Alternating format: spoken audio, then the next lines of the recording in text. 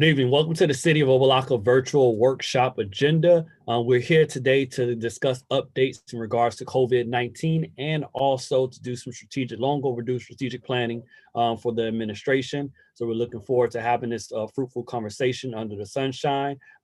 Madam Attorney, could you go over the protocols that govern this meeting? Sure. Pursuant to Executive Order number 20-69, issued by the Office of Governor Ron DeSantis on March 20th, 2020, municipalities may conduct meetings of their governing boards without having a quorum of its members present physically or at any specific location and utilizing communications technology such as telephonic or video conferencing, as provided by Section 120.545B2 of the Florida statutes. The members of the City Commission appearing remotely for this meeting are Vice Mayor Davis, Commissioner Bass, Commissioner Burke, Commissioner Kelly, and Mayor Pygott. An opportunity was given to the public to email the city clerk prior to the workshop. The city clerk will state for the records at the appropriate time whether there have been any questions, comments, or concerns on the items you'll hear on this evening's meeting agenda. This meeting is being streamed live at www.youtube.com/user/City of Opa-locka. Thank you very much, Madam Attorney. All right, Madam Clerk, roll call. Commissioner Bass, I'm here. Commissioner Burke, Here. Vice Mayor Davis, Here. Commissioner Kelly, Present. Mayor Pygott. I am here. Commissioner Bass, could you lead us in invocation? Yes, sir. Good afternoon, everyone. Father, we just thank you for this day. We thank you, Lord God, for our friends and our families. We thank you, Lord God, for wisdom, knowledge, and understanding. God, grant us grace as we pursue excellence in your name. Amen. Amen. All right. Vice Mayor, you want to lead us in Pledge of Allegiance? Sure. I pledge allegiance to the flag of the United States of America and to the republic for which it stands, one nation, under God, indivisible, with liberty and justice for all. All right, Madam Clerk, do we have, could you state the protocols for public comment and state whether or not we had, and read any public comments we have into the record?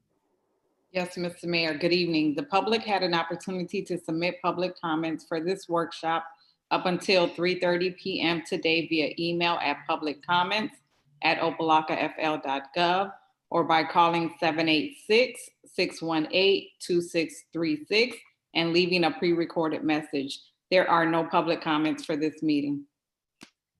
Thank you very much. All right, moving on to discussion items. Mr. Manager, our COVID-19 report. Good evening, Mr. Mayor, Vice Mayor, members of the commission, staff. The report in regards to COVID-19 hasn't changed much. The city still has one of the highest COVID-19 positivity rates per capita in the state of Florida. The city has taken appropriate precautions to protect staff in regards to this pandemic. We have installed indoor temperature taking machine within the city hall, and we are ordering machines for all other facilities that the public uses. The city hall is still currently closed to the public, as well as many other cities in our Miami-Dade area. The county commission recently passed legislation making not wearing masks a civil citation penalty. The police department will be enforcing that penalty with no warnings, zero tolerance.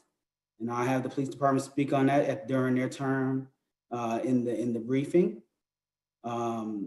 We received approximately $85,000 in funding from the Department of Justice and a grant that we applied for coronavirus funding. That funding letter came down yesterday, which is great news. And that is still not including the FEMA reimbursables that we're currently applying for for expenditures that we've used during this pandemic. If there's no questions for me, I will, following me will be our media and marketing consultant. And then from there, I will have our police department conduct their report.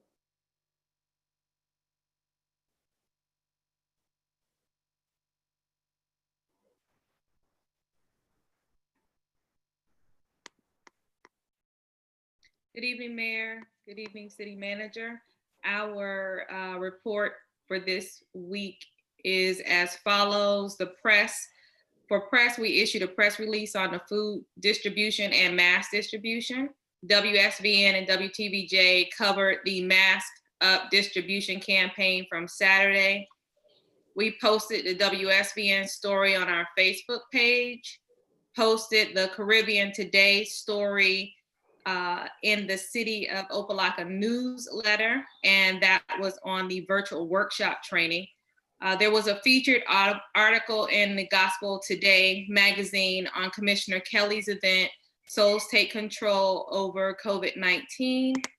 On social media, we continued our trilingual Safer at Home and Mask Up Opa-locka COVID-19 safety tips and awareness campaign, as well as the Opa-locka We Are Working For You campaign. Issuing the weekly staff Mask Up photographic. We also posted a short video wrap up of the Mask Up distribution from Saturday, and also received a lot of great feedback from the community on the mask distribution.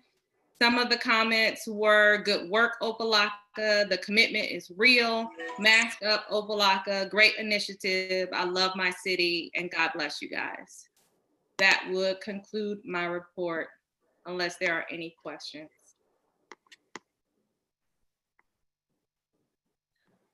Any questions for Manager or Ms. Mockins? Hearing none, Mr. Manager, you can proceed. At this time, I have Lieutenant Shiverton provide the report, COVID-19 report on behalf of the Opa-locka Police Department. All right, give me a moment. I see that Commissioner Kelly had a comment.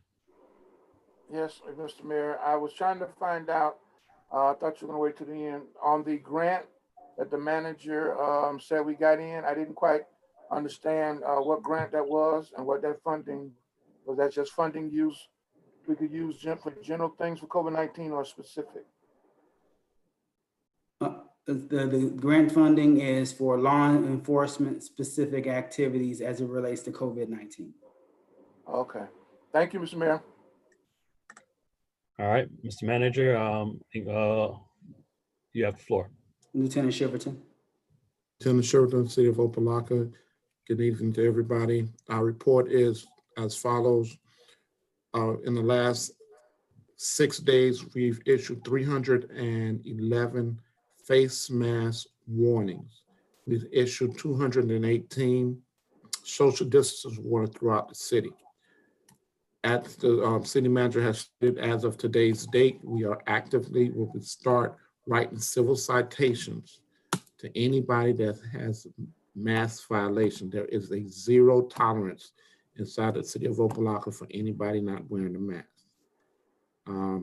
We're constantly doing business checks throughout the city, especially the bars. The curfews are still being enforced. And that's pretty much the end of my report. I have any questions? Any questions for the police department? Yes, Mr. Mayor. Commissioner Burke? Lieutenant Sheridan, I heard you say y'all are getting ready to start enforcing the civil citations. I'm curious to know, how is that going to work out for you guys in the apartment complexes like the Blues at 22nd Avenue apartment? Are we focusing mainly on like the downtown area, the strip mall on 22nd Avenue, people walking down the street? Or are we going, you guys going into the apartments at night, looking, confronting people without masks on? I'm asking because I think that'll be of a bit of a problem for you guys.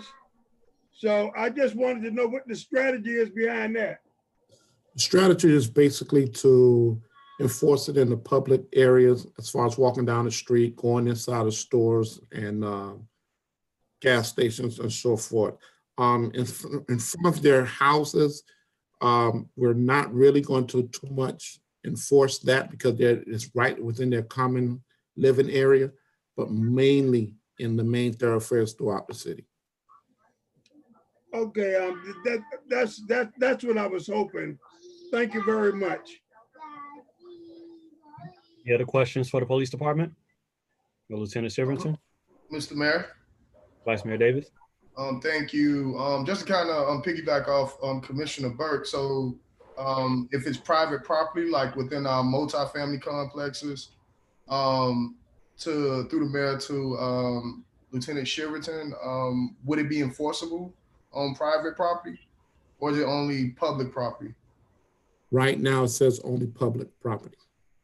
And when we say public, we're talking about walking down the street. In front of complexes is a little bit difficult to enforce because, like I said, they're right in front of the houses. Now, given that, we will warn them, we will let them know they should be wearing masks, but that's not going to be our sole concentration. Okay, thank you. And I know that the county was kind of going back and forth on the fine that's associated with the mask ordinance. Do we know the final amount as far as the penalty is concerned that the county, I guess, landed on? Do we know what that final number is? Is it $50? The information that was forwarded to me was $110. Okay. For the citation. Okay, I thought I heard on the radio that maybe it was $50, but I'll check on that. So yeah. Thank you. Thank you. Mr. Mayor. And Commissioner Burke. No, I think to the Vice Mayor, I think that was the city of Miami did theirs for $50. Thank you, sir. Mr. Mayor. Thank you. Commissioner Kelly. Thank you. Lieutenant, so you're going to start, you said now to enforce it. You've had several areas over the last few weeks when I look at the paperwork where you've had warning challenges, et cetera. So you have quite a few areas already that you know have been challenging. I guess my concern when you say private property versus public property, one of the challenges we've had in the city is house gatherings, house parties, things of that nature, where you have a large concentration of people as well. So what am I hearing you correctly that when you go into those situations, you're just going to warn people as well? To answer your question, social distancing will be practiced everywhere. We're gonna definitely push that. And as far as the mask getting fined for it, once again, our sole concentration is in the public areas. So we will try our best to warn people, educate people when they're on their private properties, but when they come into the public right-of-ways, they will be issued citations. Okay. All right. And do we still have you all still have the special COVID-19 unit or whatever you call it, that special shift, or you don't have that anymore? No, sir, we don't have it. So you're just on your regular shifts now doing the patrolling? Yes, sir. What we've done is we've a lot of the detectives and the officers that was assigned inside the station, all of them are basically on the road. So at nighttime, we've beefed it up by, I think it was 2 officers per shift. And during the daytime, we have 2 officers per shift, pretty much that's out there now helping calls. We've been getting slammed with calls, priority calls within the last couple of days. Even just today at 22 Avenue Apartments, we had a priority call over there with an armed robbery subject that's in custody. So we're actively out there doing the best that we can and answering calls and still, making sure that this community is safe. Okay. All right. So you don't have a special detail. You just have as a part of regular units and folks who normally be inside or outside as a part of the enforcement effort. I guess say it like that. Correct. Okay. Have you had any challenges in reference to the curfew or those? Because I still see, since the county went back and we kind of piggybacked on the curfew with them, has there been challenge with the curfew? We have had some challenges, but a lot of people are complying. Our challenges are mainly with the businesses that's open 24 hours. Your gas stations, the quick stop, places like that. That's a challenge because people are, they're saying, hey, we're going to the store. So that's been a big issue with us. Well, when you said, yeah, and I that's why I asked that because I've got a lot of concerns from residents, from folks who are at those kinds of establishments without masks or masks hanging down, begging for money, knocking on windows. And the folks in the complex, in the businesses, they know they're out there, but they're not saying anything. So, we just have to kind of ride by there and catch them in essence to enforce it. Or are you working with, are you trying to get these businesses, to be more aware? I guess I'll say it like that. Well, as far as I can tell you, we've passed by all the businesses and gave them warnings. We have also shut down a couple of businesses for not complying with the mask ordinance, as far as letting the customers come in without masks. So my officers are actively riding around. I have a sergeant and a corporal who's also riding around, and like I said, we have been enforcing it. Okay, so my last thing to you and or the manager, are we doing random checks on businesses and or establishments to make sure they're complying with not only social distancing, but masks? Are we have anybody or anyone randomly doing it? Or are we just replying or responding to calls or concerns that we get? And have we established that number yet? Or are we still using the 2877 for people who want to call to let us know somebody's not complying or business not complying? We are still using 2877. We are also using the Opa-locka crime tip line email. I get those all the time.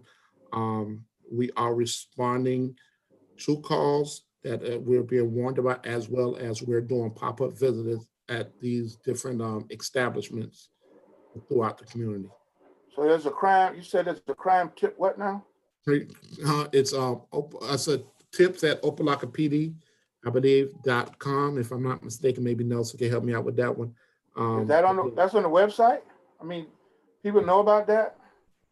Yeah, it's been out. Mr. Manager, is that on the web? Is that on our website? Is that being put on our Facebook page or all of our media outlets? I believe at this point it's only promoted on police department's pages. We will make sure that because it's crime tips, not specifically to COVID-19, but I will make sure that that link is shared on all sources of social media within the city. Typically, that's dedicated for law enforcement tips, for crime tips, not COVID-19. But I do see your thought process on it. And so we will make sure it's on all our social media and web pages as well. And I know there was some discussion, or you're working on a line that people could call, because you didn't really want them calling the police department per se. How far away are we from connecting or getting that COVID-19 line up? Or are we just going to continue to use the 2877? Nelson, if you can answer real quick, how are we looking as far as timing and getting that line up? Yeah, good afternoon. This is Nelson. We're still a few weeks away from getting the new phone system fully implemented. For the time being, we'll continue using the 953-2877. When the new phone system is installed, then we can revisit issuing a new number just for COVID-19, if that's what we would like to do. Okay. All right. And the reason I bring it up, because one of the concerns has been people who see things, it's almost like the legal dumping. People see things, they want to report it, but they don't necessarily want to give out their information because they're afraid it's going to come back on them. So I guess we'll wait and see how that technology works out with the line. All right, thank you. Thank you very much, Mr. Manager and Lieutenant. Thank you, Mr. Mayor. Mayor Praggett? Commissioner Bass? Mayor. Thank you. Just to go back a little bit on, I think it was our vice mayor who wanted to know the fees for the non-compliance. Miami-Dade, it's $100 per individual, and businesses, it's $500. That's it. Thank you. Mr. Pate? So I like to, we have these conversations. We've been having these COVID-19 workshops for quite some time now. We've been speaking on police enforcement of COVID-19 related matters for quite some time now. I've heard hundreds and thousands of warnings being issued by the police department over the last month and a half. I am cautiously optimistic to the zero tolerance directive that's been issued. We've had the same zero tolerance directive issued when COVID-19 started, and we got warnings, 1 arrest, 100 warnings. And based on my inquiry and just my research, I know that there are directives out there telling officers not to enforce these rules. And I'm going to say in a public setting that if I find out that any police supervisor issues any directive to their officer not to enforce any rule, let it be an emergency order of the city of Opa-locka, let it be the Miami-Dade County ordinance on mask wearing, that those individuals be held to the highest level of accountability. Because the numbers that have been provided, the numbers that have been presented these last 2 months presents to me a black swan, meaning it's statistically impossible that you issue so many warnings and not one arrest, not one enforcement action. And this is every week we get these reports. So it is my hope with Lieutenant Shiverton at the helm that we get this accomplished starting today. And I hope I have Lieutenant Shiverton's commitment, as he stated, to start enforcing the face mask ordinances appropriately as prescribed by Miami-Dade County. Yes, sir. That concludes my report, Mr. Mayor. Anything else on coronavirus? All right, just wanted to continue to encourage our residents to please mask up. There is very little that we as a government or governments can do in order to stop the spread of this virus outside of locking things down and issuing citations. The major push to stop the spread of this virus will come from us as individuals, as people, and we have to mask up if we want to return back to normal and be able to enjoy the things that we've enjoyed before COVID-19 in a social distancing, respectful manner to where we can slow the spread of this virus. So want to continue to call upon our residents and everyone to spread the word to mask up, make sure that we're doing what we can to ensure that happens with the enforcement by our police department and this $100 fine by Miami-Dade County. Our testing center is still open and it will continue to be open. So make sure you take advantage of that so we can ensure that our residents are tested, they're masking up. And if there's any issues with food, every Tuesday at 9 a.m., we are continuing to do our weekly food drives. So continue to please utilize and leverage and spread the message of this government in the city of Opa-locka so that we can protect each other and ourselves. I want to thank everyone for that effort. Mr. Manager, let's move on to our strategic planning. Thank you. So today's strategic planning dialogue is going to consist of the city's 5-year strategic plan that is due in August. Now, staff, we already have a thought process and somewhat of a methodology of how to get the plan accomplished. But one thing that was emphasized to staff, even when I became first city manager, and the advice that was given to me is, you know what, Mr. Manager, you can't sit there and write the strategic plan and not have it ratified by the city commission. You can do several pages of documents. It can look great, but if the plan is not based on the commission's goals, it'll fail. So with this session, I want to have our individual department heads kind of speak on those 4 major challenges a little bit. And also I want to open dialogue with our commissioners to see if there's anything specific in nature other than the 4 major challenges that they would like to see incorporated in the 5-year recovery plan. I will start the conversation with Mr. Anathan. We'll go in with our Public Works and CIP. Let's see if we have finance on the line. Our financial and budget piece, water billing, and then go from there. Good evening, Mayor, Vice Mayor, Commission, staff. I'm not going to directly address the 4 challenges because I'm dealing with the financial superstructure that's going to make it all possible. Things that I'm trying to deal with at the moment are, we're obviously going to be in a revenue constrained environment. So in some way we have to figure out how to thread the needle between satisfying what the state's looking for in terms of exiting from their control, and at the same time serving the residents and demonstrate enough growth that they also feel that we're moving in the right direction. One thing, if I may throw into the mix, which is going to help me if I can get some feedback from the commission, since I've been here in the last 5 months, 6 months maybe, I've been aware that there has been discussion about trips to Tallahassee to try to get support for various programs and so forth.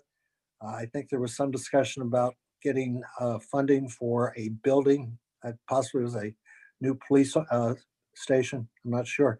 But instead of leading this process, if I can get some guidance in terms of what the commission is thinking about in terms of their anticipation to going to Tallahassee sometime sooner rather than later, and having some asks that they think is important and in some way would be reflected in the 5-year plan. So, I mean, that would involve, as I said, grants for projects. We have hanging over us the red light camera fees from prior years. There's been discussion about possibly going up to Tallahassee and getting that waived. I'm not sure where we stand on that. So if I can get some guidance on that, I apologize, I'm turning this around a little bit. But as I said, we do have to do a 5-year plan over the next literally 45 days. And since that has risen to the top on occasion, but at the moment hasn't materialized in anything definitive, if there's any guidance on that, that would be very important to make sure we have a 5-year plan that's consistent with what everybody's thoughts are. So for the moment, if I can stop with that, see if there's any input that is available, and then I'll go on from there. Mr. Anathan, Mr. Manager, just to state for the public and also for this commission, could you please just very clearly lay out the purpose of the 5-year recovery plan and also what exactly is needed in order for us to get out of financial recovery? Yeah, those 2 things, because as a city and as the manager mentioned, that's number 1 in terms of our I guess major challenge as a city is getting out of this financial recovery and what we need to do in order to do that. I think that lays a foundation for this whole conversation, the allocation of the funds and what we need to do in order to do that. So if you can state that and how we are planning on doing those things, and then taking in consideration any special projects outside of what we need to do to get out the financial recovery? Yeah, if I may answer that directly. I mean, there's some aspects of getting out. For example, the finance department has to demonstrate that they are able to exercise complete fiduciary responsibility. That's separate from the thing that doesn't directly reflect itself in the 5-year plan. That is concurrent with it. In terms of the 5-year plan, we have to demonstrate, we have to, as I said, thread the needle, I think. On the one hand, we have to demonstrate that, to get back my soapbox, we have got to build up our reserves. And I'm sorry? If I may, after Please, you finish sorry. that one part, Robert, I would like to interject. You can finish where you're going and then I'll interject. Okay. Manager, I was going to be very quick on that because within the 5-year plan, I think it has to demonstrate the following things. A, that we are restoring the reserves and the various funds that require it. B, we've got to demonstrate that we are generating or identifying and securing enough funding that the infrastructure is moving forward for such things like street resurfacing, further work on your water and sewer system, and certainly on your stormwater system. And at the same time, if, as I said, it really is a question of threading the needle, we've got to be able to demonstrate that the millage rate is going to come down somewhat. You know, I would not want to, I don't expect to, and I don't think the state would be very happy to see the millage rate 4 years from now at the level it's at. We are working on developing a CIP plan, and that will be part of the mix. Again, it'll have to be funded in some means. We're working on the where we think the property tax base is going to be, which is going to be a primary driver. And it's going to be putting all the pieces together, hopefully being able to identify outside funding in terms of grants and loans, because in some cases, it certainly is inimical to what has to be done, certainly on the enterprise side, and get the right balance of all those pieces, kind of like the Goldilocks mix. So I'm not sure if that directly answers what you were looking for in terms of guidance, or not guidance, I'm sorry, in terms of comments, but that is what I'm trying to balance. And I should point out that although this work has been known for a while, it really required the budget to be firmed up so that we had a good basis to start from. And we've really just gotten that to that point in the last 2 or 3 weeks, probably. So at this point, we're now going to move on from the operating budget and build another 4 years on top of it to make some sense. In fact, while this meeting just started, I just got a call from the woman in Tallahassee who I need to talk to, who oversees the grants and loans for the enterprise side. And that was, you know, I'm going to talk with her Monday to start to identify other sources of funding. So it's a whole set of different things that have to come together that A, demonstrate that we are financially responsible, that we are building up our infrastructure, and that we have been able to establish the reserves that they would look at as a requirement to exiting from state control. Yeah. Thank you, Robert. Our financial emergency board, not this past meeting, but the meeting before, laid out the requirements that will be needed to take the city out of financial oversight.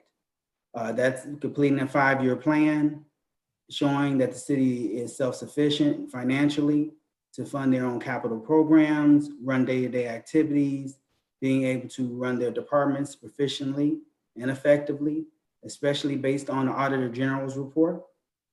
Once this 5-year plan is done, we do not necessarily come out of state oversight at the end of 5 years. What the state is specifically looking for are 3 years of clean audits with no negative opinions. So the 5-year plan that is being drafted now may not take us to 3 clean audits, 3 clean reports. That 5-year plan may have to be expanded on based on an addendum to get to a point where we get our audits in a place where it does not show any issues in regards to any operational areas. The largest issue that we have that is haunting the city is dealing with our physical assets. Having knowledge of, knowing the location of, and maintaining our physical assets so they can be audited appropriately, depreciated appropriately, etc., within the audit report. Once those things are achieved, 3 clean audits, the finance department seems to be working self-sufficiently. A majority, if not all, the matters in the operational audit resolved, then the state will look at releasing us from financial oversight. So I foresee the city still being under financial oversight for the next 4 to 6 years. So when we talk about this 5-year recovery plan, the 5 years is not that magic number. That expiration date after that 5 years is not the magic number. The magic number is 3 clean audits, the city running independently, the city being able to pay its own bills without the state overseeing bills, kicking bill procurement issues back, questioning revenues, questioning expenditures, or having to have complete direct oversight as if someone is coming literally on a monthly basis to review all of our invoices and various other things such as that. Also, one thing that really hasn't been discussed, miscellaneous issues that have came about in the city of Opa-locka is a driving factor of the 5-year plan. The audit and assessment of the police department, the auditor general report, or any other assessments that may come about that may show the city in a negative light, that shows the city needs improvement in those areas, are also miscellaneous factors that the state looks at when evaluating if we're going to come out of state oversight or not as well. Did I answer that proficiently for you, Mayor? Yes and no. Okay. And the reason being is that I try and come from the perspective of citizens that are watching and want this to be very clear. Being a resident and someone that wasn't involved in government until about 3 years ago, the amount of information and technical information that just like you and Bob just discussed, many times it kind of goes right over many of our heads, and it's a hard time even for me sometimes to follow some of the things, which is why I always consistently kind of categorize those challenges that Bob touched on, but what's kind of in different areas.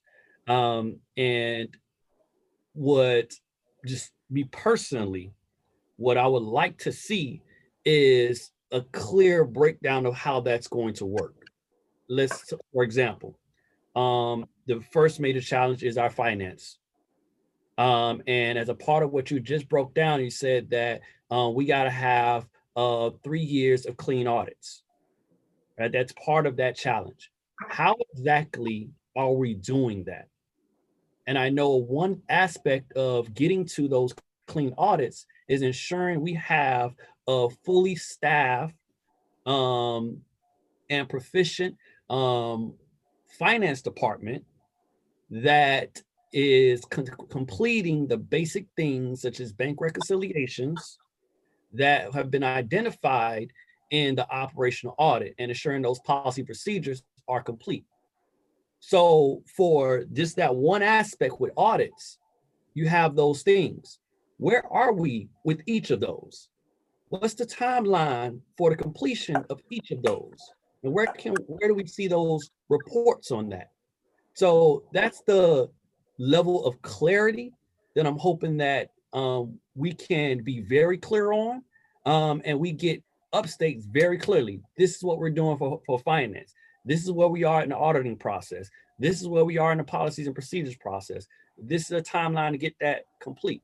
Another thing that's very important that you stated outside of getting the audits done was also the surplus, making sure that we have a surplus. You mentioned the surplus, but I don't think it's clear that at the current moment, we are negative.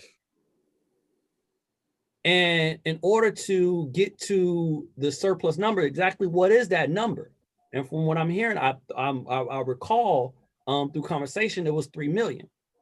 So what are we doing over the next, as you say, 3, 4, 5, 6 years to produce that surplus? And how does that budget look? So those are the clear indications in just the first one that I'm hoping that we can get, and that's very clearly laid out, so that we as a commission can continue to hold the management accountable, because that's our charge. Our charge as elected officials who came in during this financial crisis is to lead the city in that vision and policy to address these things that got us in the hole. And one of the things that continues to people say is that, what are your priorities? And at my very first State of the City address as a mayor, I was very clear. It is very hard to set individual priorities or a vision for the city when you're in the hole. And we don't have the finances to really be clear. So how are we getting, what are the steps to get out of that hole? And that's what those 4 major challenges are, and the basically subsections of each. So that's the framework that I just proposed, because to me, it just makes it more clearer personally. But whatever it is, whatever the plan is, I just want to make sure that it is very, very clear, and that we as a commission and as residents can see step by step steps that are getting to that point. So I'll pause on that, and the commission, anyone else can weigh in. Mr. Mayor. Manager.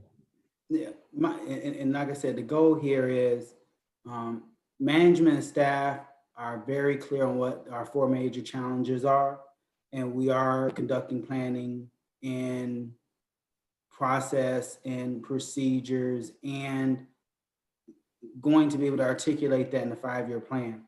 My biggest concern is to discuss those 4, but any other issues or priorities that other members of the commission have that we need to incorporate within the 5-year plan as well, since it has to be ratified by the commission. So I don't want any, we get it done and then now there's a whole bunch of other things we have to include. So I want to kind of get this and get it up front. Okay. Floor is open. Mr. Mayor. Vice Mayor Davis. Thank you. So I guess what the manager's asking for is pretty much anything outside of the 4 major challenges, which I think the commission pretty much agrees, those are our major challenges: infrastructure, finances, our water, all those challenges. I think we're all in consensus on. From my perspective, I know I've been advocating for the millage rate. At least, given our challenges in this fiscal year, no one could foresee it, but I've been advocating for the millage rate to go down, probably since being elected. Given the uncertainty of the future, I'm not pressing that hard for it this year, but I would like to see consideration, made along those lines within the 5-year plan, because it's been at 9.8 for a while.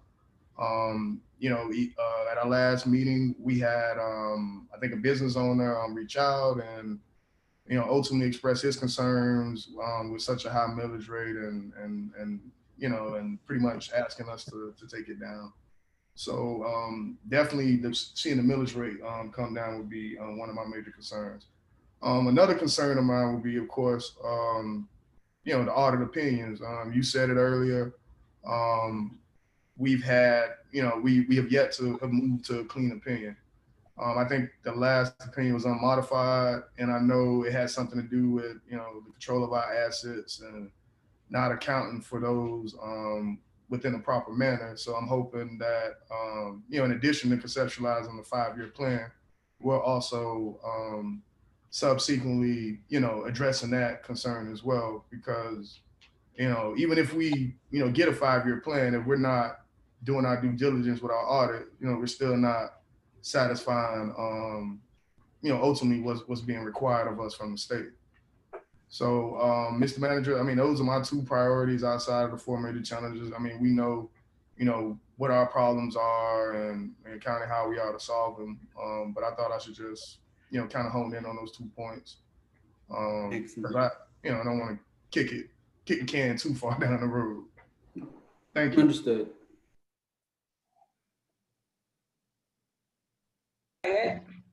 Commissioner Bass?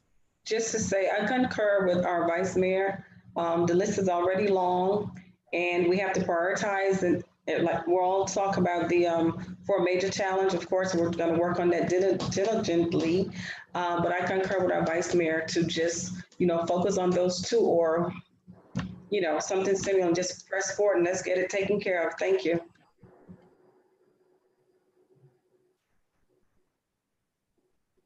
Commissioner Kelly, Commissioner Burke? Mayor, I want to just hear the, Mr. Mayor. Yes, sir. I want to hear the rest of the, I guess, reports. I think it's already a certainty you're dealing with the four things that have been laid out. I just want to hear some of the other reports of what they're doing and where they're at before I chime in. Thank you.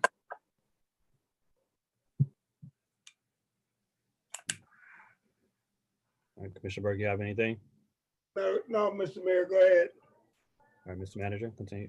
Okay, I'm gonna start off with our Public Work and CIP, Mr. Austin. If you can just give a brief overview of what we're doing to move towards the goal of getting that 5-year plan done, the strides that your office has made in the past and kind of moving forward, and what you're looking at to do in the future, especially with our RFP just ending with engineering support.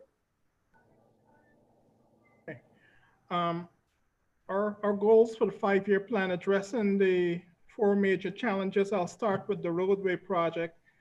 The 6.5 miles that we're going to be doing this year is going to push us up against our capital projects. This is going to be the last major push for just plain milling and resurfacing. All future roadway projects are going to be incorporated in our stormwater infrastructure improvement. So we are going to be pushing up against our capital projects with roadway work. So this is going to be our last push for roadway. As it relates to our sewer systems, that's another challenge for us. Our efforts mainly these past years is to try and get our stations out of moratorium to help encourage commerce. Along those lines, we just had a meeting with Miami-Dade County and Planning, Housing and Community Development. They have earmarked some dollars for us to address pump station number 4, which is our largest liability in the sewer system repair assets right now. That's set to go to the Miami-Dade County Commission for a vote in September for that funding. And along those lines, for the September funding, they're also going to incorporate the rehabilitation of 131st Street, the road that's impacting the Ingram Terrace apartments at this time during any storm seasons. That's going to be also addressed.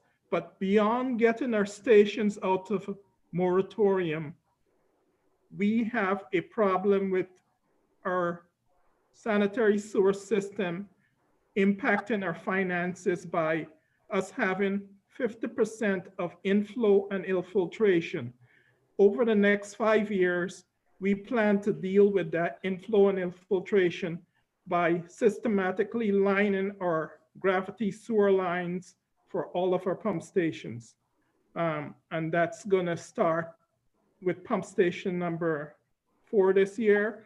And next year it's gonna be pump station number 6. because this work is such an expensive venture, we cannot do as much as we need to do, but we must bring that 50% number down to start realizing the reserves necessary for continued benefit to the city.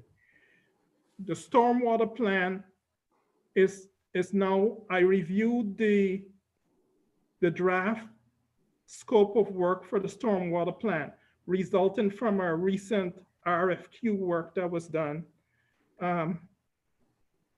That plan is going to be brought forward at our first meeting in September for us to start to build out a strategy for addressing our stormwater infrastructure needs. Until such time, we cannot ironclad pass the budget for a 5-year plan without knowing exactly what areas are we going to be addressing and how much each project is going to cost. Until such time, we are going to do a draft presentation for our 5-year plan until we could vehemently identify where we're going to be going with our stormwater repairs and infrastructure improvements. Mr. Austin? Yes, sir. Now, is there any way to bring in that engineer early to at least do a preliminary assessment of the areas to give us at least a preliminary dollar amount before that final amount is put in stone in September? And that's what I got from Bob this afternoon. I reached out to the engineers and asked them if they could provide me with a budgetary number for the next 5 years that we could include in our plan. And I have to meet with them again next week, but that's the intent, to come forward with that planning number before we have the hard numbers later on in September. Also, another question I had, I know last night we were talking about the apartments, the city us being on the edge of taking part in resolving the flooding issues back in the apartment area or not. Can you explain to the commission the impact of our systems when they flood back there in that area? I think that will bring some keen insight to them in regards to the seriousness of what this flooding has caused, in which we want to intervene if possible. And that's a good point, Mr. Manager. It impacts our sanitary sewer systems so severely. That's one reason I wanted to try and mitigate that flooding concern. In events of flooding in the Glorieta apartments, our sanitary sewer infrastructure, being that area once encumbered, our sanitary infrastructure is now a part of the development. So all of our manholes, for 50% of the system, resides in that area. When it floods there, they pop the manhole covers to promote drainage. Our systems were not designed for drainage. It's designed for sanitary sewer effluent.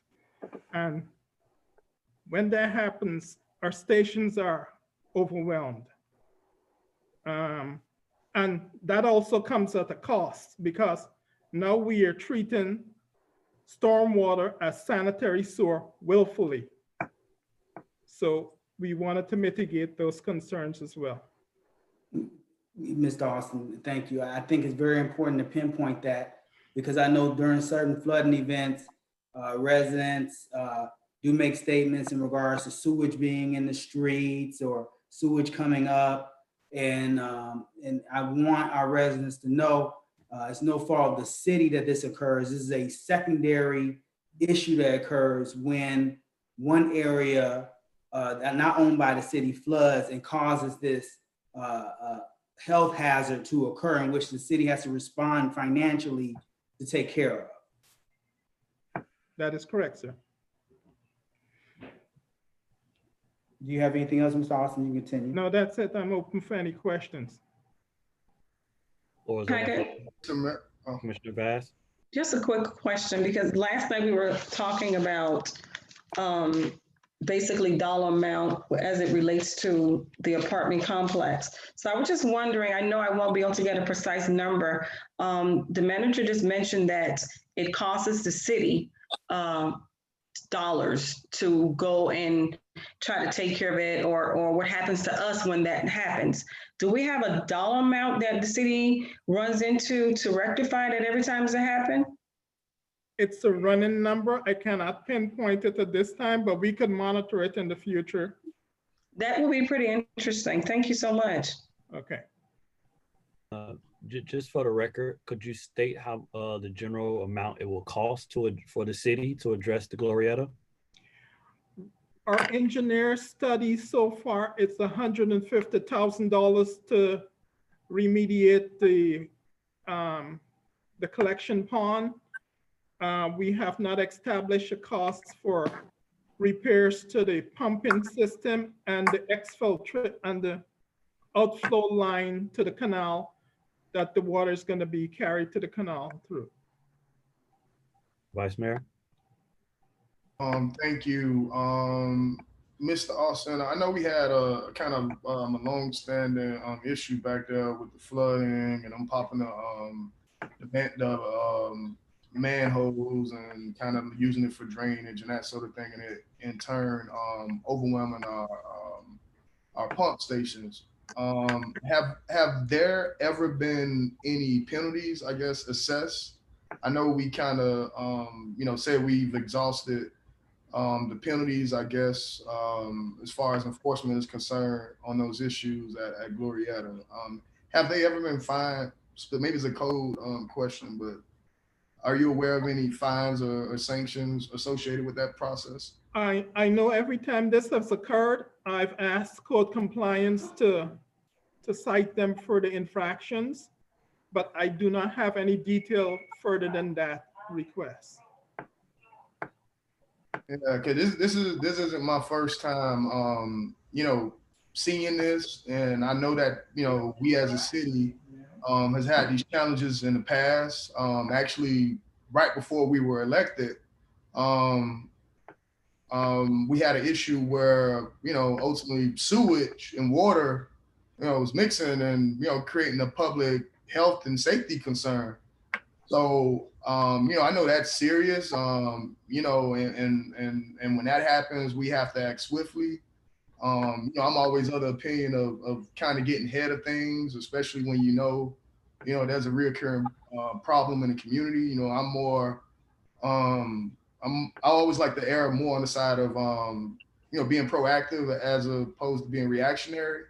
So I know staff is doing their investigation. So I would like to see the research on what can be done, and if potentially, if anything, if the city. I'm not in favor of rewarding any property owner for that matter. Especially one who has a reputation of not always taking our residents' best interests at heart. But this is a long-standing problem, and we have to do something. And if it's going to result in the cost savings on the infrastructure side, as far as our pump stations are concerned, I'll be open to it. So I'm looking forward to hear that analysis from staff, and thank you for bringing that point to light, Mr. Austin. If I could add, historically we had a problem with them doing these same tasks, popping the manholes, to the point where every 3 months we would have a pump failure.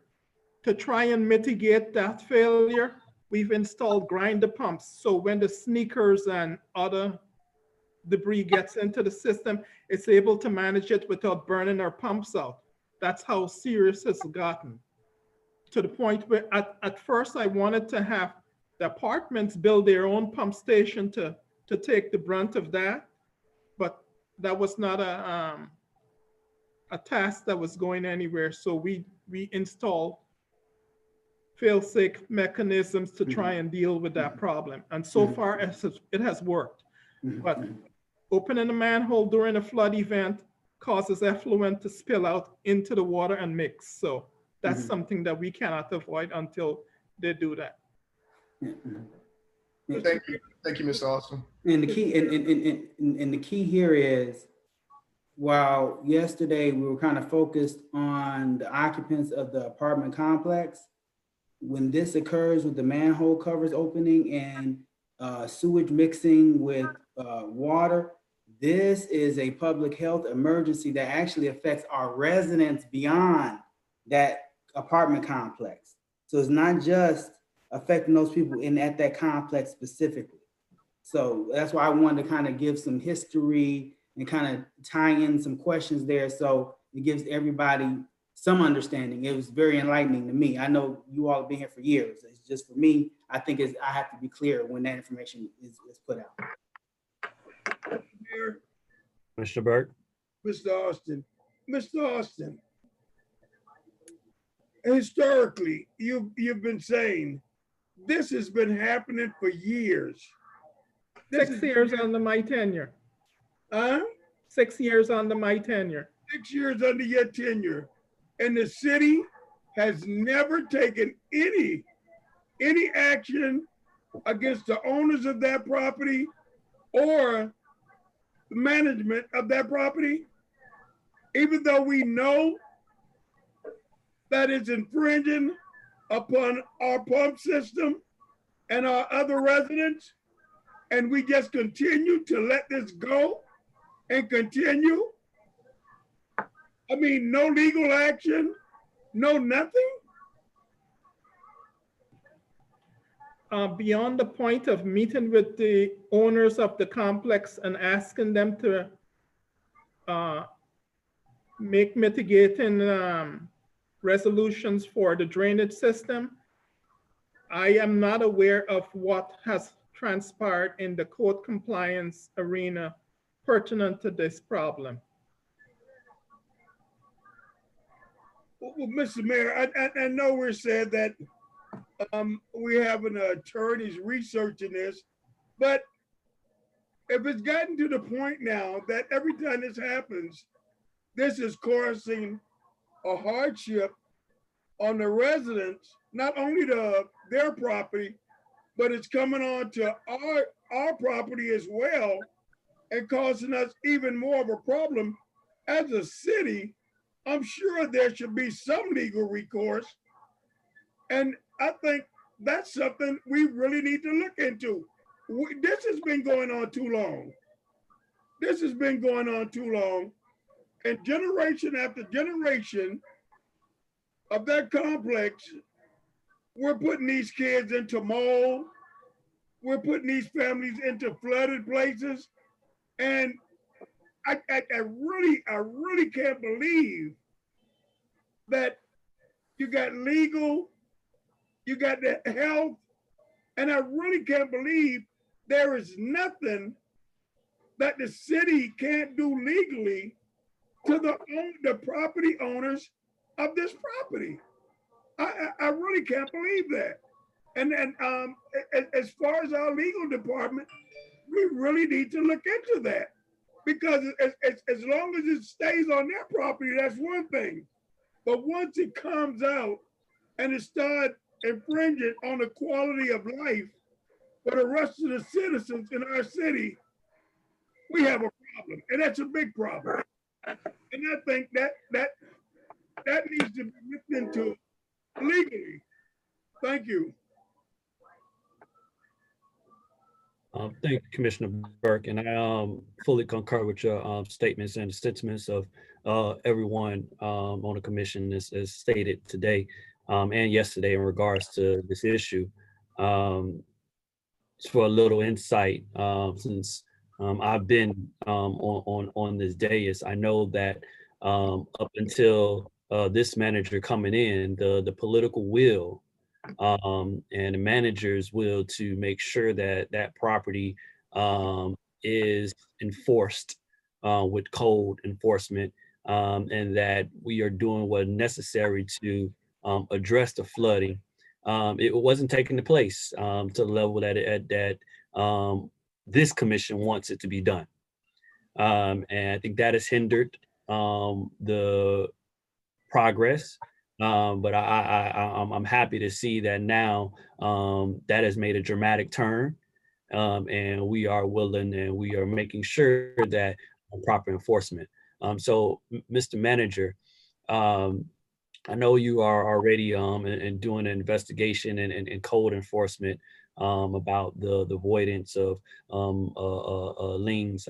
What's the report on this property and our enforcement? I know my public works director hinted to in making suggestions. What is the enforcement on the property at this current date? And can we get a report on that? And yeah, a report on the enforcement actions that have been taken on that property.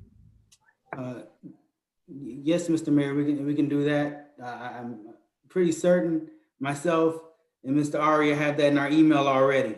I think we did an inquiry during the last flood event, so I'm sure that's easy enough to pull up in our archives. It doesn't take a huge effort to do. If you can give us a couple of days, we can get that transmitted out to the commission through the clerk. Okay. Mayor. And, Commissioner Kelly. Mr. Manager, you mentioned last night there were $200,000 in liens and citations. So you obviously already know that there are a lot on there. How far back do they go? Because 200,000, I'm quite sure didn't accumulate overnight. So how far back does that go? So actually, I stood corrected. Last night, I was talking about another complex that we were dealing with. They had that amount as far as liens are concerned. This complex, I don't want to comment on because I don't have the paperwork in front of me, but I know there have been some rolling fines on that complex. I just don't know what the dollar amount is as of today, but I should have that information by sometime tomorrow or first thing Monday. Okay, so all right, so you have ongoing fines on that property, like you were mentioning the one last night as well. Yes. Which is another amount. Yes. Okay. And the biggest issue, because the statement was made last night, pull their occupancy license, and so that's a whole nother monster that you deal with when you go and pull a building's occupancy license.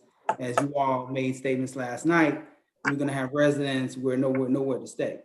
And ownership that's probably going to be very slow or sluggish to attempt to find someplace for their residents to stay in that regard.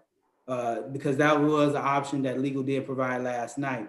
What I'm looking at is more of a injunction, some type of legal action compelling them to make the repairs based on this time period.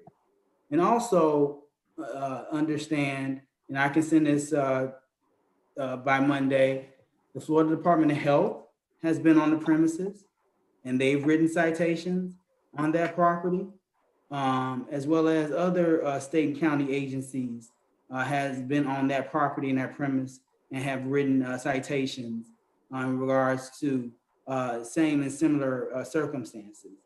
And nothing has occurred to this point. That's why, Mr. Manager, I'll wait on your report because I want you to include the other agencies that have written citations, if you will, that have accumulated over the course of time along with our liens, because they go back some years. It just hasn't been the will to shut it down, as you said, because of the challenge of displacing residents. So I know that we have taxed the attorney with looking at it. We've taxed you with whatever we've taxed you with, but could you include all those other agencies that you may have information on that have cited it as well and where they stand? Because I know they go back a ways too. Yes. Thank you, Mr. Mayor. All right, no problem. Last report that I received was in September of 2008. And it goes back to 2010 in terms of enforcement. And a lot of them were settled or closed or paid.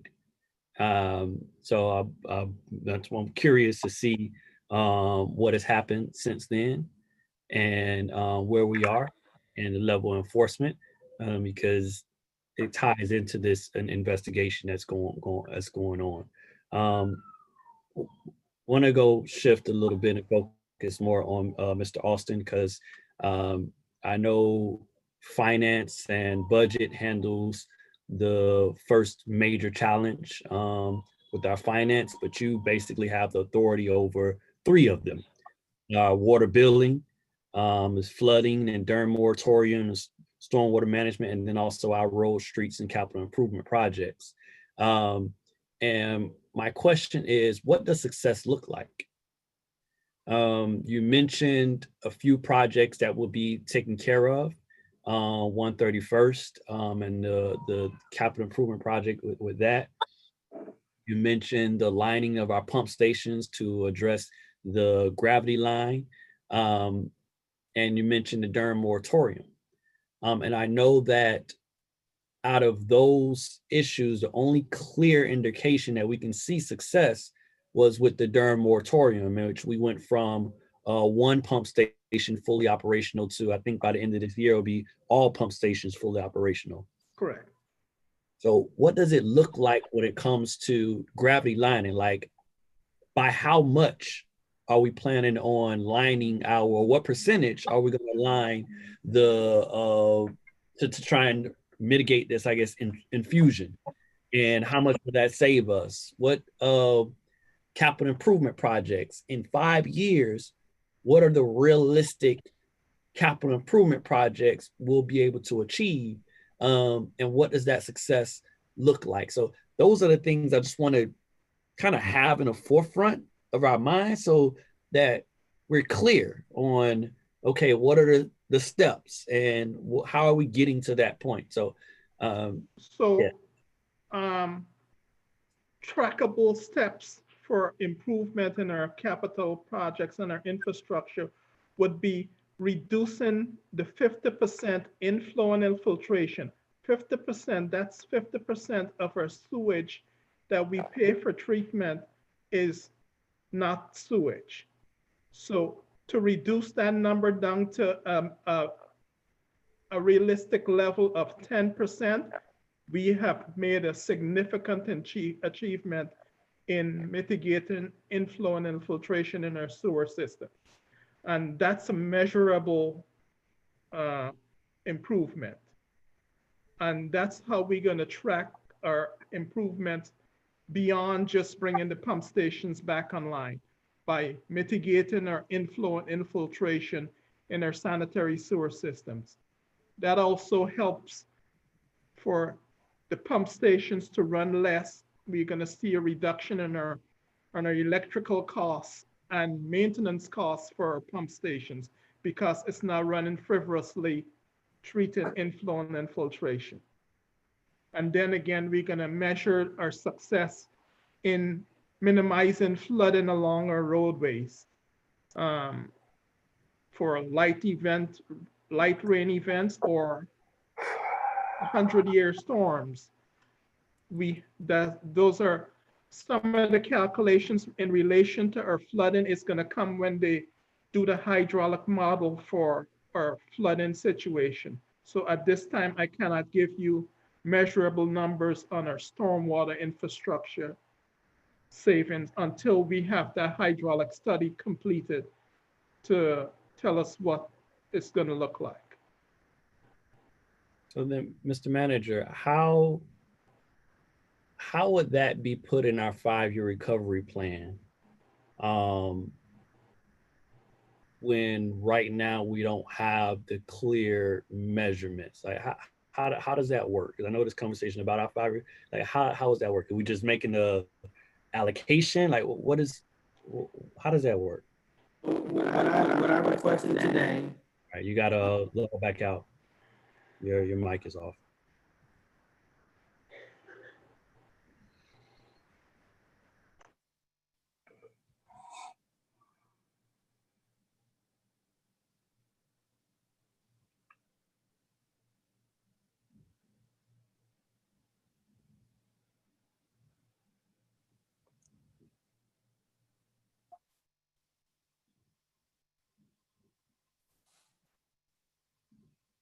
How do I sound? You're good. Thank you. What I requested today, Mr. Mayor, is for Mr. Austin as well as Mr. Anderson to reach out to the engineer that we are tasking to do this comprehensive plan for the city, to come up with some preliminary estimates as well as a preliminary assessment of those major areas that we're dealing with, and use that information along with those preliminary numbers in the 5-year plan in lieu of the actual numbers being existent, and also requesting the state to allow us to have an addendum to the 5-year plan moving forward. Because as we all know, the plan is going to change. Once you go into from year 1 to 2 or year 2 to 3, something is going to change in one way or another. So I'm going to ask the state to give us the ability to make addendums to that plan based on circumstances that occur. Okay. You have the floor. Oh, anything else for Mr. Austin? From Commission? Mr. Austin, did you discuss water billing? No, I'm not comfortable discussing that right now since we're still ramping up our efforts in the pilot project. I'm gonna have a report for the next COVID-19 meeting. Okay, so I know I've signed off on numerous account reviews with Ms. Brannon and Jerry. So I'm sure, I know Jerry's on the line. Jerry, are you at a comfort level where you can provide an update on water billing? I'd rather us wait, as Mr. Austin noted, so that we can compile the data to present something that's accurate. Okay. Okay. Mayor, Commissioner Kelly? back to Mr. Austin before you leave him. Over the course of the 5-year recovery, and you mentioned that after you finish the 6.5 of the mill and resurfacing this year, you'll be up against capital, which will, I guess, encompass all the real tough major infrastructure projects that you would undertake. The question was asked, what would that look like over the next how many ever years in accomplishing it? What is the thought process, or how you plan to lay that out? Or is it predicated on state revolving loan? Is it predicating on getting 50%, as you said, down to where you're going to see major savings? What is that predicated on, and what does that look like over the course of the 5-year recovery that you're putting together? So the improvement of our roadway infrastructure would be predicated on us building out our stormwater infrastructure. As we build this, because now if we mill and resurface these roads, we have to tear it up over the next 5 years. We do not want to go that route. We're going to improve the roadway during our stormwater infrastructure installation.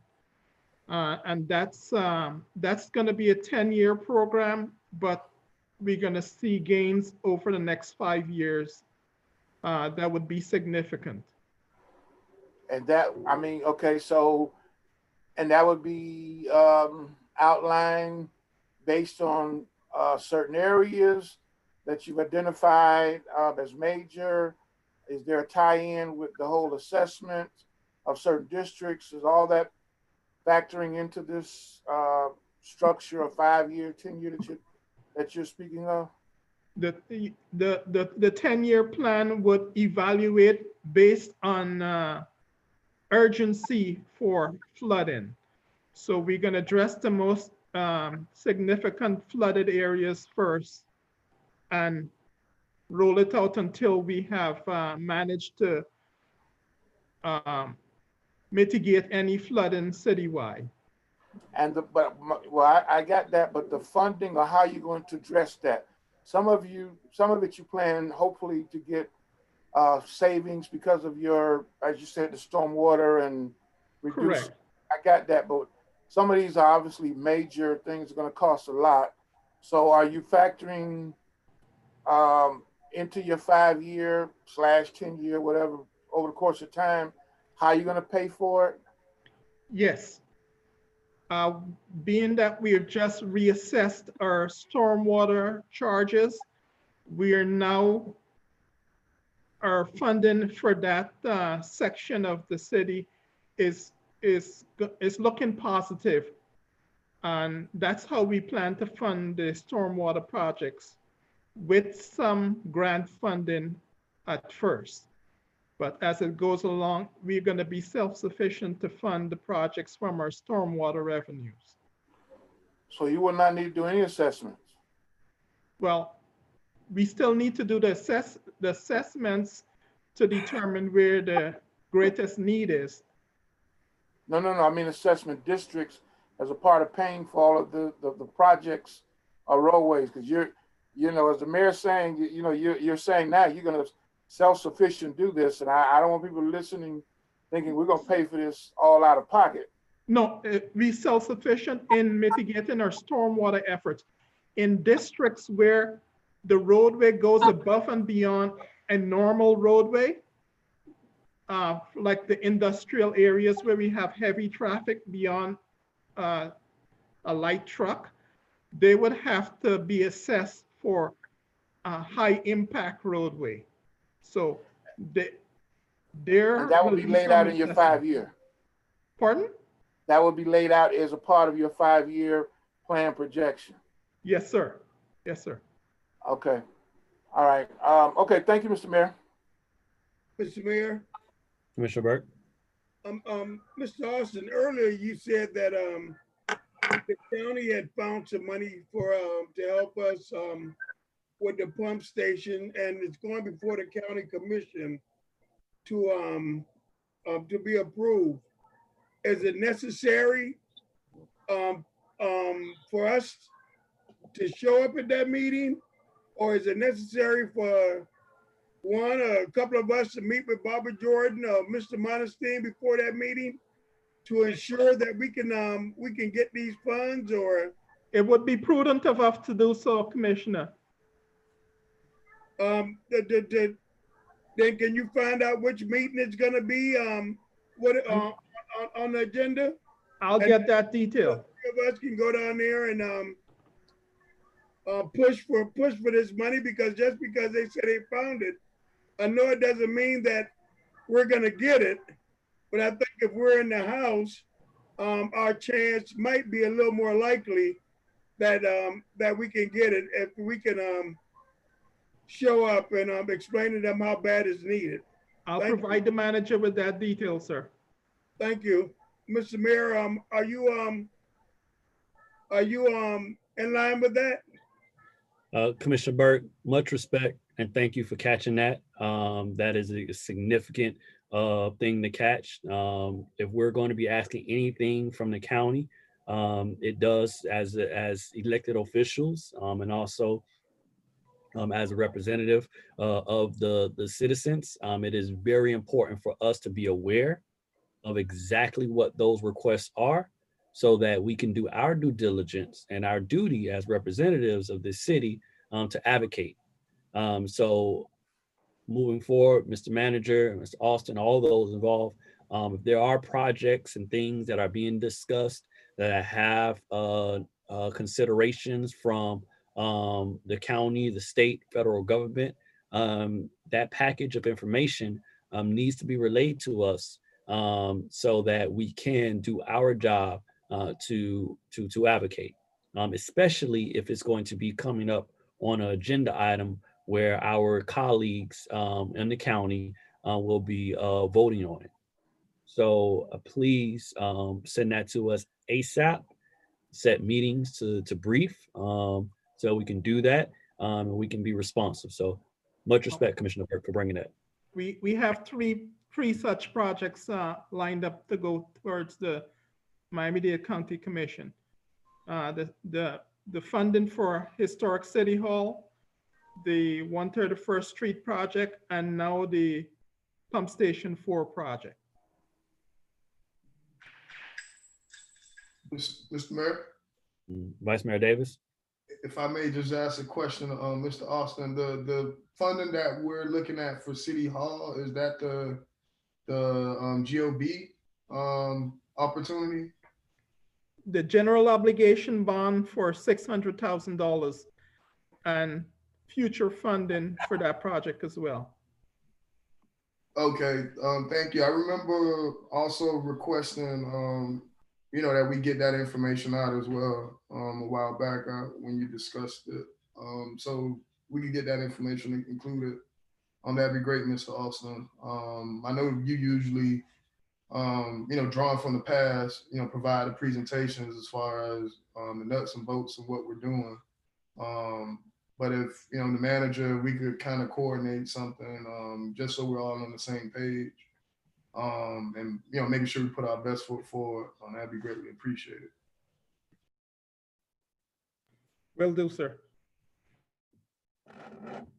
Anything else for our Public Works Director? All right, Mr. Manager. You're on mute.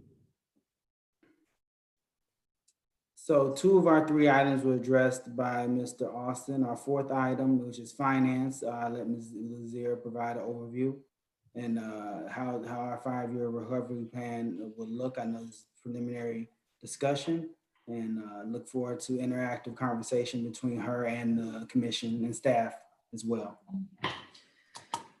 So good evening, commission, staff and guests. I want to touch a little bit on something that the mayor mentioned earlier. He mentioned, or he asked the question about what actually caused the city to go into a financial emergency or to have to declare.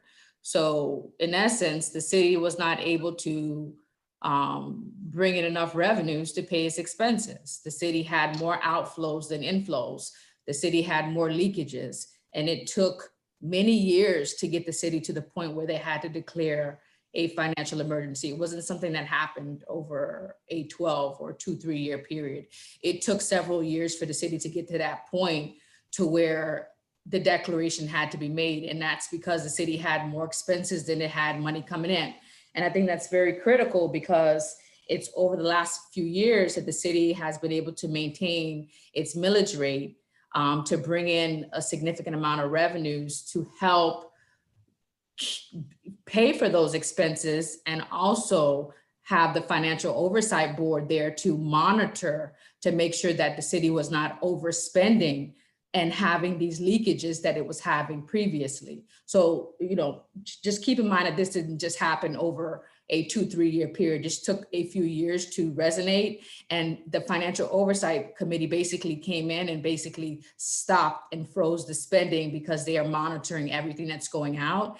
And the millage rate at its level is allowing the city to recoup enough revenues to keep operations going and to be able to handle some of those leakages that have come on board for many years in the past. So I think it's important to make that distinction.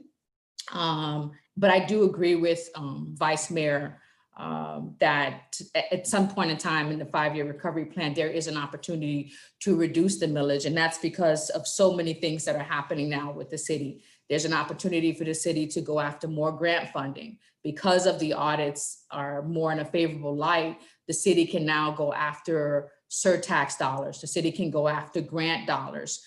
The city also has reduced its spending significantly, which is causing savings. I mean, obviously, it's not going to happen in a 1-2 year cycle. As Mr. Anathan mentioned, it's going to take a few years to build up that reserve. But because we're not spending so much, it's allowing the city to build up a small cash reserve that will allow it to save. Other things that are important is the new development. You know, yesterday, the CRA had a discussion, and they have had some workshops over the past few months about all of the activity and the excitement to do development in the city of Opa-locka. What that is going to bring is more tax base. That's going to bring more tax revenue on the commercial side to help build the inflow. So even as you reduce the millage rate for the residents, you'll have this new development that'll come in on the commercial side that'll bring in more tax revenues to the city. So there's a lot of different things that are going to happen. I also think Mr. Austin touched on some other aspects of revenue, which is the assessments. The city has has a tremendous amount of investment that's needed in the infrastructure. And so because legislation allows for those who benefit from the infrastructure to pay a portion of it, the assessments is also a great way to generate revenues to be able to pay for some of the bigger investment outflows that the city will have over time. I also want to touch on the finance department and the audits. I believe that the city has been investing a significant amount of money in the finance department, and it may not appear as if it seems like there's been significant gains, but I want to share you that there has been significant gains. So for example, the 2014 audit was issued in 2015. And that report had significant deficiencies. I won't go into details, but the 2014 audit was issued in 2015. The city then purchased a building that it could not afford. And then the next audit, which was the 2015 audit, I mentioned that because it was a 2014 audit that the bank relied on to allow the city to buy the building. Although the report had significant deficiencies, it's important to understand these things as we have this dialogue. But the 2015 audit took 3 years before it was issued. So the 2015 audit took 3 years before it was actually issued because you didn't have a department that could even put it together, right? And so over the last 13 months, we've been able to issue 3 reports. That is significant. That's because you have been investing in your finance department. There's no way the city would have been able to do 3 audits in a short amount of time without investing in the finance department. So I think it's important to provide that context. And also, if you keep in mind, the 15 and the 16 audit both had disclaimers. That meant that the auditor couldn't even give an opinion. The books were just so bad. We've now gotten away from a disclaimer, as the vice mayor noted. We have a better opinion. That is important. That is a way to slowly fix things. So the 15 and the 16 audit gave a disclaimer of opinion. The 17 and the 18 audit gave an unmodified opinion, which is a good opinion. However, there was an exception, and that exception is what the manager and Mr. Austin highlighted earlier, is that you need to do the inventory of the assets. So the significant investment in the finance department has brought up the opinion, but we can't do it alone. That extra piece where you need to invest in that asset count is going to be extremely important to be able to get a better opinion, which is an unmodified opinion without an exception. So keep in mind, we had 2 unmodified opinions, which are good opinions, but they had exceptions. And the major exception was the fact that we could not count our assets. Well, the next audit, even if we have a good financial department and we're able to reconcile accounts and all of those things that the finance department is supposed to be able to do, we still won't get a better opinion until we can invest in counting these assets. I think because the count is such a significant cost, that's important to note. The point the commission has to say, do we want to invest maybe $50,000 to $100,000 to do this count, which is what it may cost to hire a consultant to come and do if you choose that route, or put it in the 5-year plan to be able to take on maybe 2-3 years from now. That means your opinion is going to still be unmodified with an exception until you can fix that issue. So just keep in mind, the opinion is a good opinion, and we've had a good opinion for 2 years, and it will continue to be the same opinion until we can actually invest in doing this count. I think Mr. Austin had highlighted to me that there were some discussions about possibly doing it in-house so that the city would not have to take on such a significant burden on bringing in a consultant that may cost $100,000. But just keep in mind, that's just another list of something for someone to do, and it may take some time. It's not something that would happen immediately if you put this as a task to all of the departments, but that would significantly reduce the cost of having to do this inventory count. But again, it's not something that would be done so quickly. And I mention that because we're going to have the 2019 audit. We're not going to have a change in the opinion. The opinion is going to still be modified with an exception, because I don't foresee us doing this count over the next 6 months, unless there's a strategy that I'm not been briefed on. I don't foresee our 19 audit being fixed because of the count. What I would like to see is us to look at it over the next 6 to 12 months and determine if we're doing it in-house, what is the plan?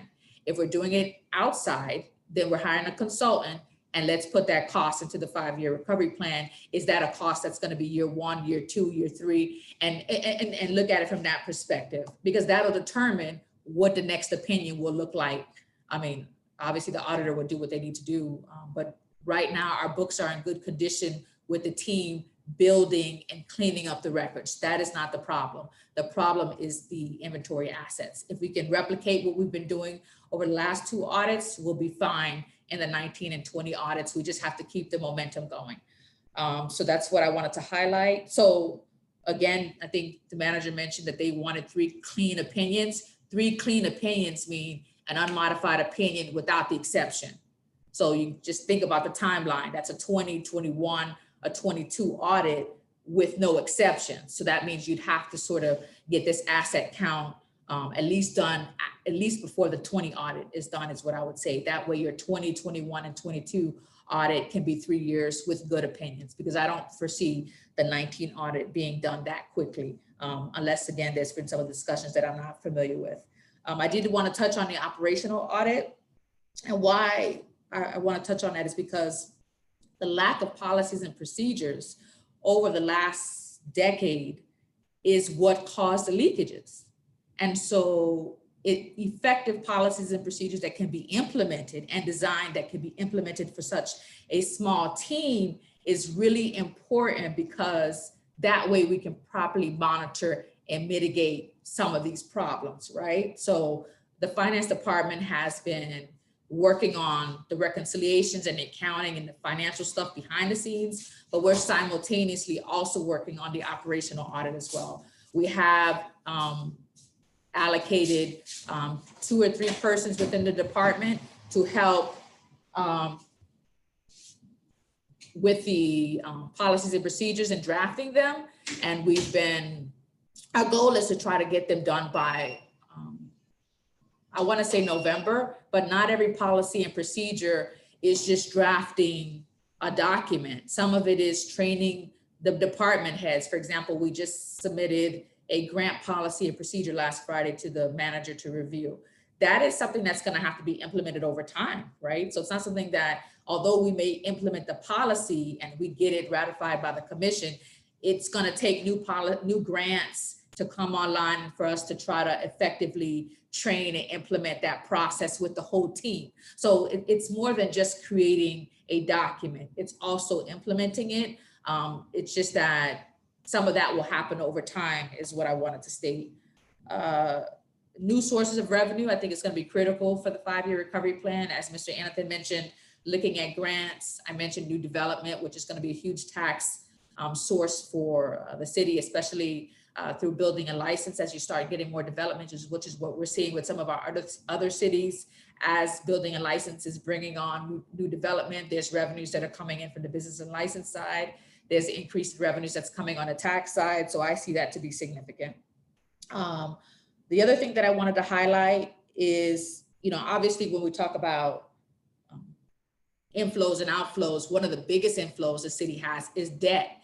And the reason why I mentioned the building is because the city has a 2015 A and B bond on the building, which is a significant amount of debt. But I'm happy to say, because of the successful negotiations that recently took place, more than $2.5 million of that debt has been paid off because of the negotiations with City National. So that's something that we should highlight. But we have to make sure that we're keeping our debt current. And I'm bringing that up to say we are current with most of our debt. We're current with the 2015 A and B bond. We're current with the 2011 A and B bond, which was a bond that the city had for some capital investments in the past. We're current with the debt that we have with Miami-Dade County. There is some new debt that's coming up, which is related to the investment in the meters that Mr. Anathan, I think, mentioned during one of his budget presentations. It has not come on live, but it's something that I think that needs to be incorporated in the 5-year recovery plan. And this may be an opportunity to have that discussion with Miami-Dade County at this point, so that we can include it in the 5-year recovery plan. Also, another debt that I haven't mentioned that I'm saving for last is the red light camera. So the city has a violation program with the state where we're supposed to remit a certain portion of the violation payment to the state. The city had not been remitting that payment for quite some time. I believe it was about 2.3 million when I first started with the city. There had been some payments. As of now, it's about 3 million that the city has in red light camera debt, and obviously it grows every month. The city has not been in compliance with that debt, and so, excuse me, I apologize. The city is looking to negotiate with the state and incorporate the debt payments associated with the red light camera debt in the 5-year recovery plan, and I think that's something that Mr. Anathan, the manager, and I have had discussions about. I think we've also discussed this with the mayor. There has been discussion about at least trying to pay the current portion.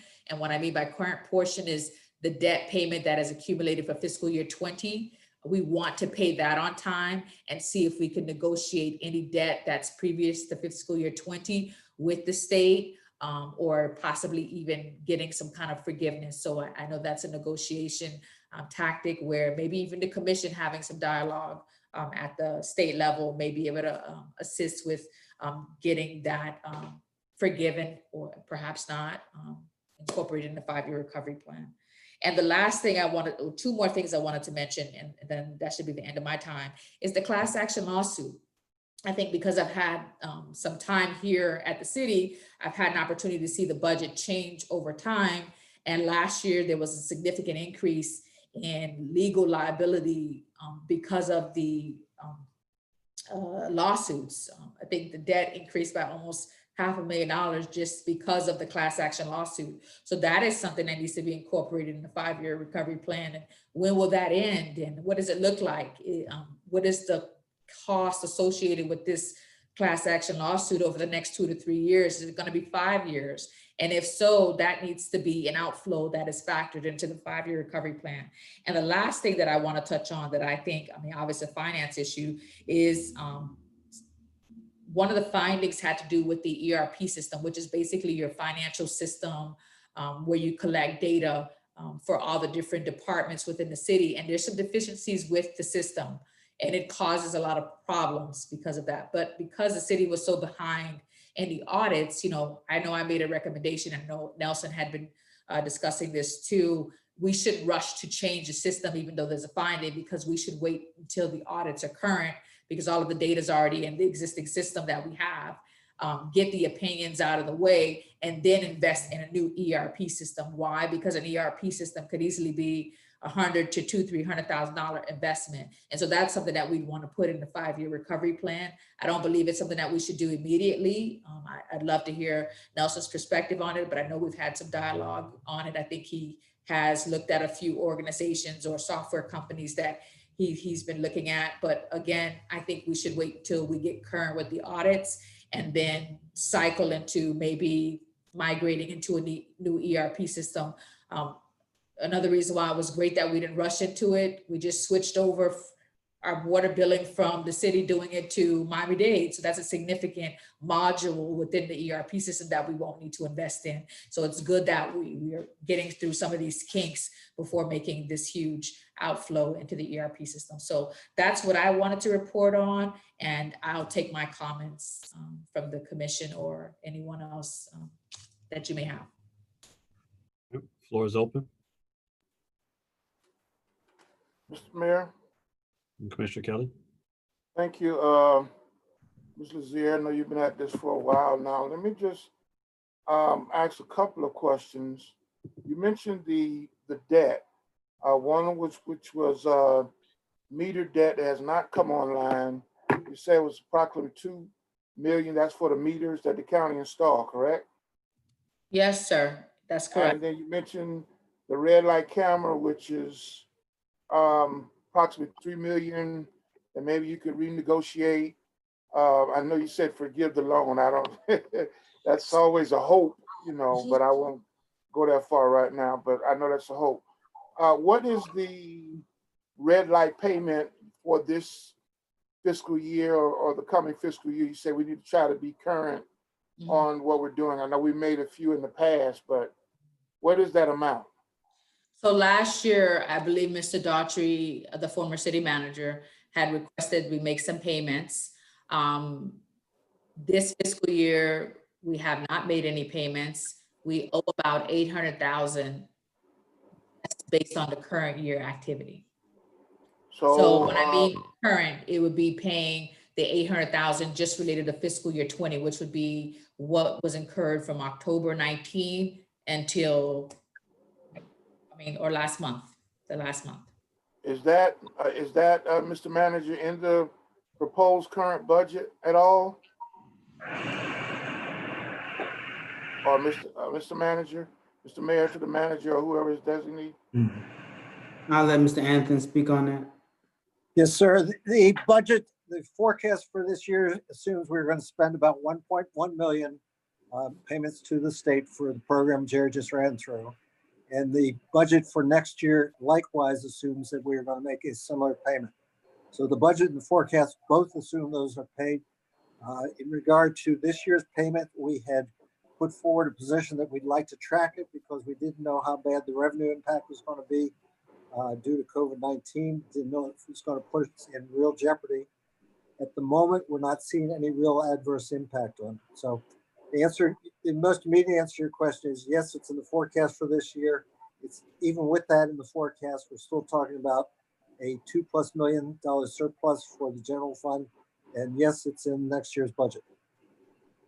Okay, thank you. And you also mentioned the system, Ms. Lazier, that you think we ought to wait on, but eventually get to. You said, what was that potential cost? So we've worked with some bigger cities where the cost is about 2 million. I mean, but they're much bigger budgets. I'm looking at a budget of about 200,000.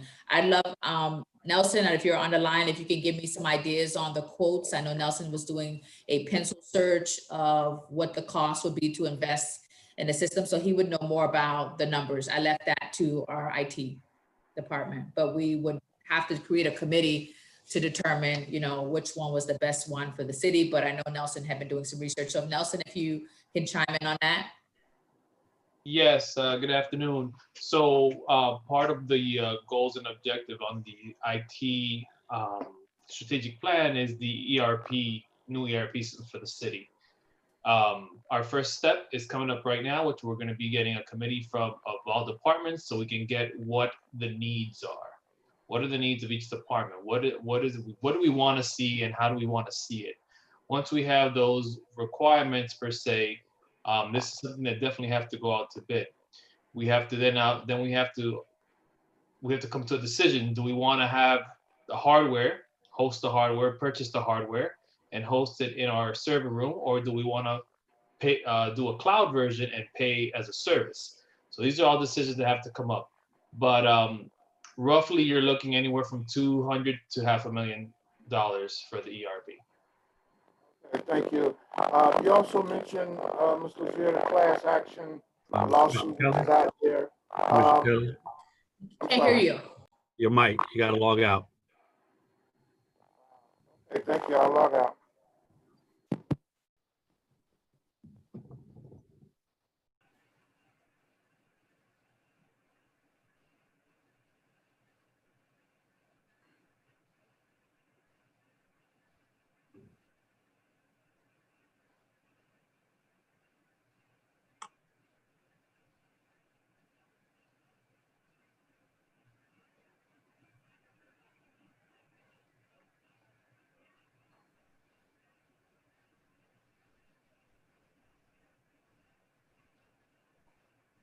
We're going to wait until Commissioner Kelly logs on. We're going to give a few more moments. Hopefully the system logs back on fairly quickly.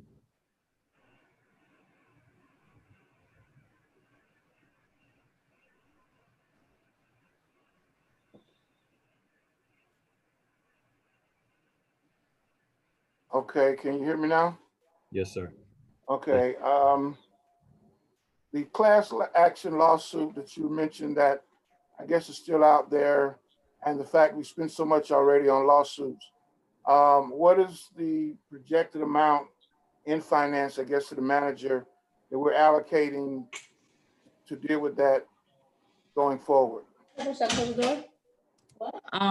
I know we budgeted last year. Ms. Lazier, let me answer that. Okay, no problem, sir. Go right ahead. So at this point, Commissioner, that number is still under evaluation.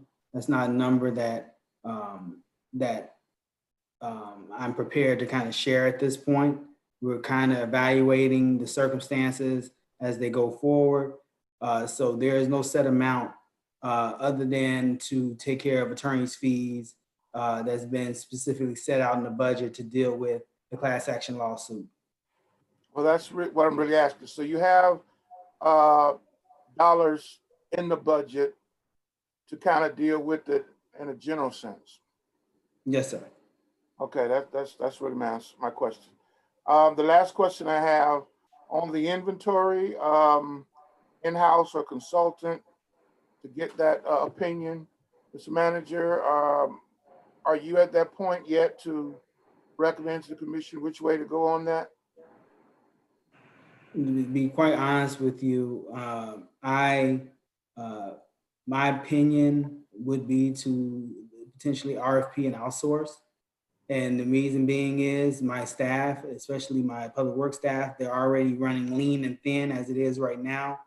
To add any additional responsibilities to deal with the control and auditing of physical assets and depreciation assets and those various topics, I think we're better off getting a professional in, get it done the right way the first time, and then transition that over to staff once that's completed.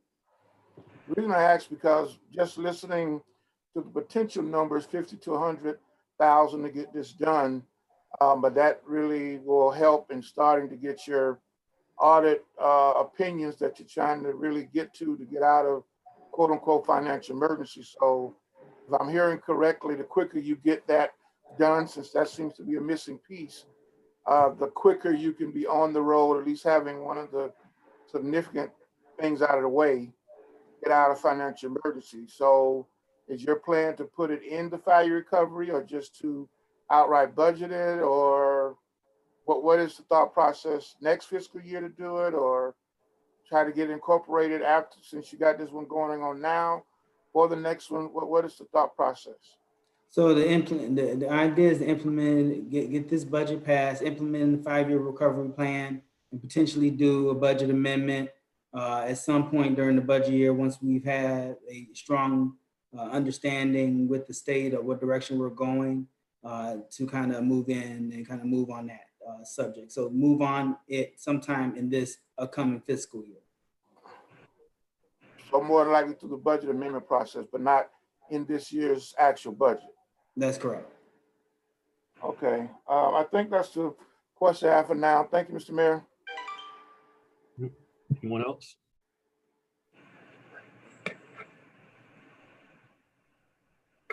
All right. So first of all, to Ms. Lazier, I want to thank you for such an excellent report. It was very clear, very understandable, and really highlighted what we need to do and the importance of getting our finances together. You mentioned a few things that I think is important, and Commissioner Kelly hit it right on the head. Is this asset count, and the number was between 50 to 100,000, and that is basically the number we are debating about coming this Tuesday. And it kind of reemphasizes this conversation of we have personal things we want to get done, but this is a major challenge that prevents us from doing our personal things we would love to see in the city of Opa-locka. So the conversation that I really would like to have, I would like that to be a part of this discussion. Like, what is that option? How much will that really cost?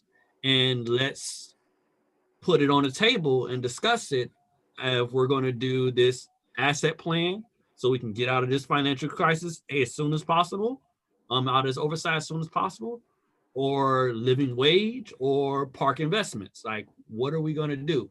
And I thank Ms. Lazier for bringing that to the forefront, because that's a very serious conversation we need to have. So I would like us to get clear on that number and have that as a part of the debate this Tuesday. The other thing that Ms. Lazier pointed out that I think is very important, outside of the need for policies and procedures and our revenues and expenditures and investment into the financial system, is our debt and how much it's costing us. Debt and also the class action lawsuit, because just peripheral, I'm just doing the numbers based upon my recollection. We're talking about, I think the debt to the county that we pay for I think it's like 5 or 6 million, costs us about between 200,000 to 300,000 a year. And you're shaking your head no. Okay, could you be clear on that? What does that cost? It's $5 million and we pay 109,000 every month. So it's 109 times 12. So we pay over $1.2 million. All right, so that's $1.2 million right there, that if we didn't get in debt, or once we pay this debt, it will go to our bottom line, that we can use for city services. The other thing was the red light camera debt that's coming along, and the additional 2.2, which will probably add on another $1 million in paying that a year. You want to reaffirm that, clarity on that? I think they were estimating that 2.2 may be about 40,000 in addition. So it would be 109 to 40, so plus 40, so maybe about 150,000 a month, which is times 12 is 1.8 million. So almost 2 million a year. All right, so that's another 2 million. And then the red light camera debt, if we put together some reasonable payment plan. So and then also we have this class action lawsuit, which I believe we budgeted for a minimum of 100,000 in this year's budget to pay just the attorney fees. So these financial challenges, it has us in a hole, and it's things like living wage, park improvements, getting enough staffing. All of this is due to these things that are literally dragging us down to have us in a hole. And the sooner we get out of that hole, the better we can be as a city and start to thrive again.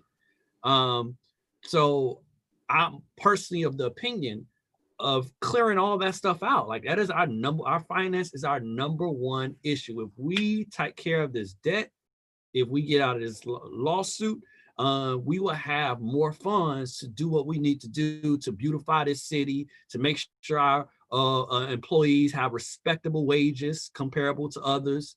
We have a thriving parks program, and many of the things that we personally care about. Our police department fully with all the equipment, things that we really want to see.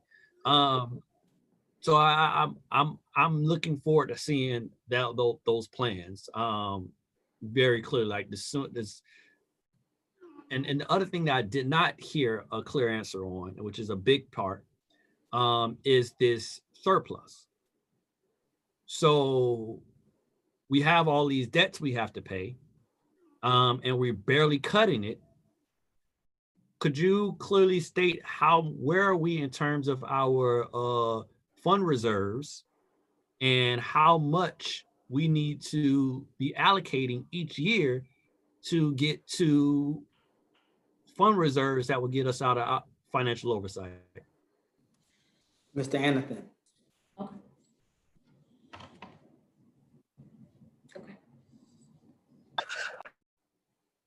Sorry for the delay. It's Bob Anderson again. Again, it is a moving number. Our best understanding is that we are going to end this year probably in the neighborhood of negative. And again, I'm talking about the general fund, in the neighborhood of 600,000. It could be better.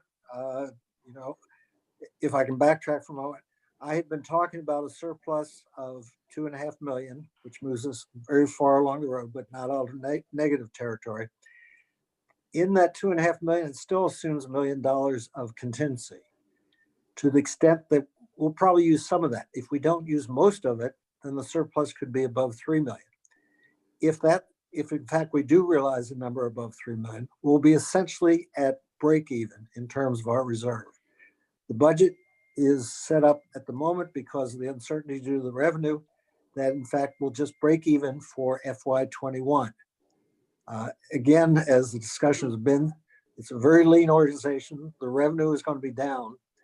The odds of really showing a surplus in FY21 is very unlikely at this point.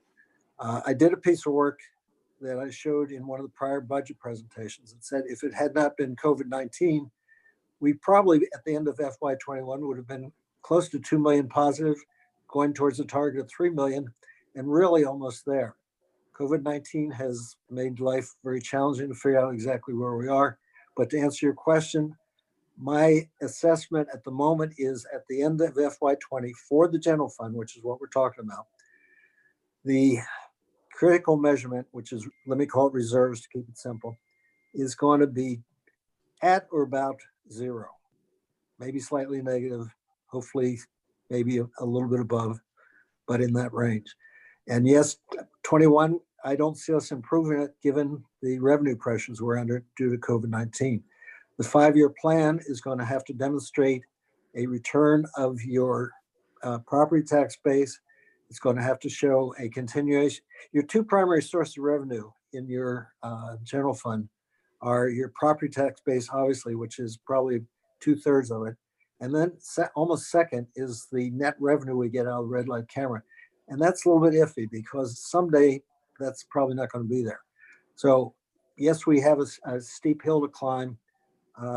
Don't have, again, the 5-year plan really is just, we're into day 1 or day 2 of it. So I don't have all the answers you're looking for. We certainly intend to deliver within, let's say 45 days. But to answer your first question, the reserves probably are going to be around 0 at the end of this year. You're muted, Mayor, for the first time. All right, and we're not, thank you. We're not planning to be putting anything towards that for this upcoming year.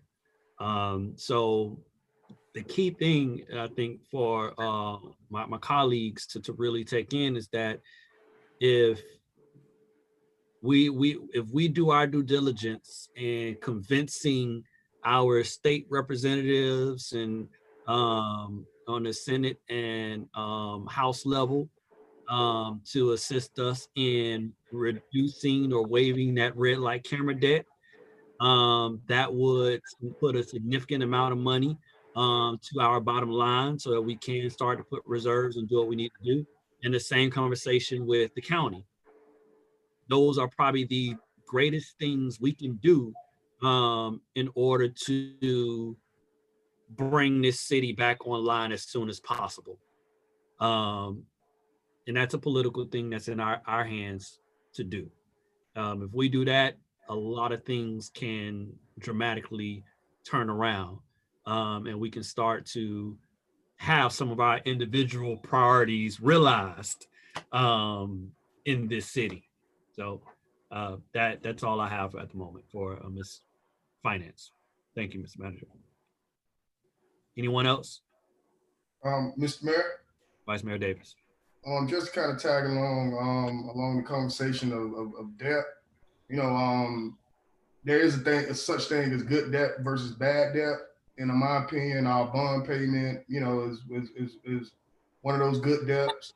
I'm more particularly concerned about, you know, the red light camera, you know, that money that we're paying out to the state. I know finance, you know, kind of threw it out there that maybe we need to have some, you know, interim conversations with the state. You know, as the mayor, I would hope, you know, you would take the lead on that and kind of, you know, guide us through that process. Yeah, that's pretty much it. I just wanted to, make the distinguish in between the good debt versus bad debt to my colleagues. Thank you. Mr. Mayor, if I'd be recognized. Right. Also, there's CARES Act money out there that potentially be redistributed to the cities. And CARES Act, I think a portion of it, and I could be wrong, does account for revenue losses during COVID-19. So where we have these projected revenue shortfalls due to COVID-19, I believe the CARES Act funds can be used to supplement that as well, according to how the county is still coming up with their formula. So I was just throwing it out there. Mr. Mayor? Commissioner Kelly. Yes, I was going to just say the same thing, Mr. Manager. The CARES Act funding is out there, but the county at this moment seems to want to kind of control it. I know other cities have been kind of complaining about the same issue and how it's being released or potentially dispersed.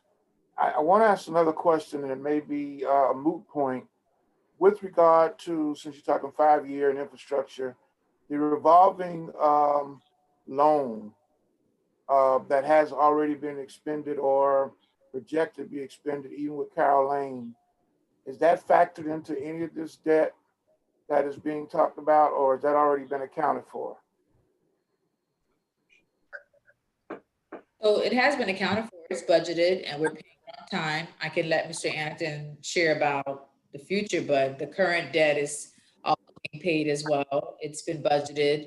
I think it's about $500,000 a year in state revolving loan fund. I believe last year when we flew out to Tallahassee, the team also met with FDP to discuss opportunities for additional funding in the future. And I think a lot of what they were saying, and Mr. Austin, please correct me if I'm wrong or add to this conversation, they basically stated that they wanted to see the city current, and they also wanted to see the direction that the Financial Recovery Board was going with the city. Basically, if the Financial Recovery Board would approve it, in a sense, they'd be open to doing new programs with the city on new debt, on infrastructure projects, is what it sounded like to me in the conversation that we had. But I believe that's correct. That's correct. Okay, so. So we're actually budgeting, we're on budget, or we are budgeting for those efforts already. That's a part of our budget already going forward. Correct. On the enterprise. If I can add to that conversation, the amount is about $800,000, and I will be talking to the state Monday to determine what the ground rules are for future loans and grants. And how much is that amount? It's just shy. It's right now. It's just shy of $800,000 a year.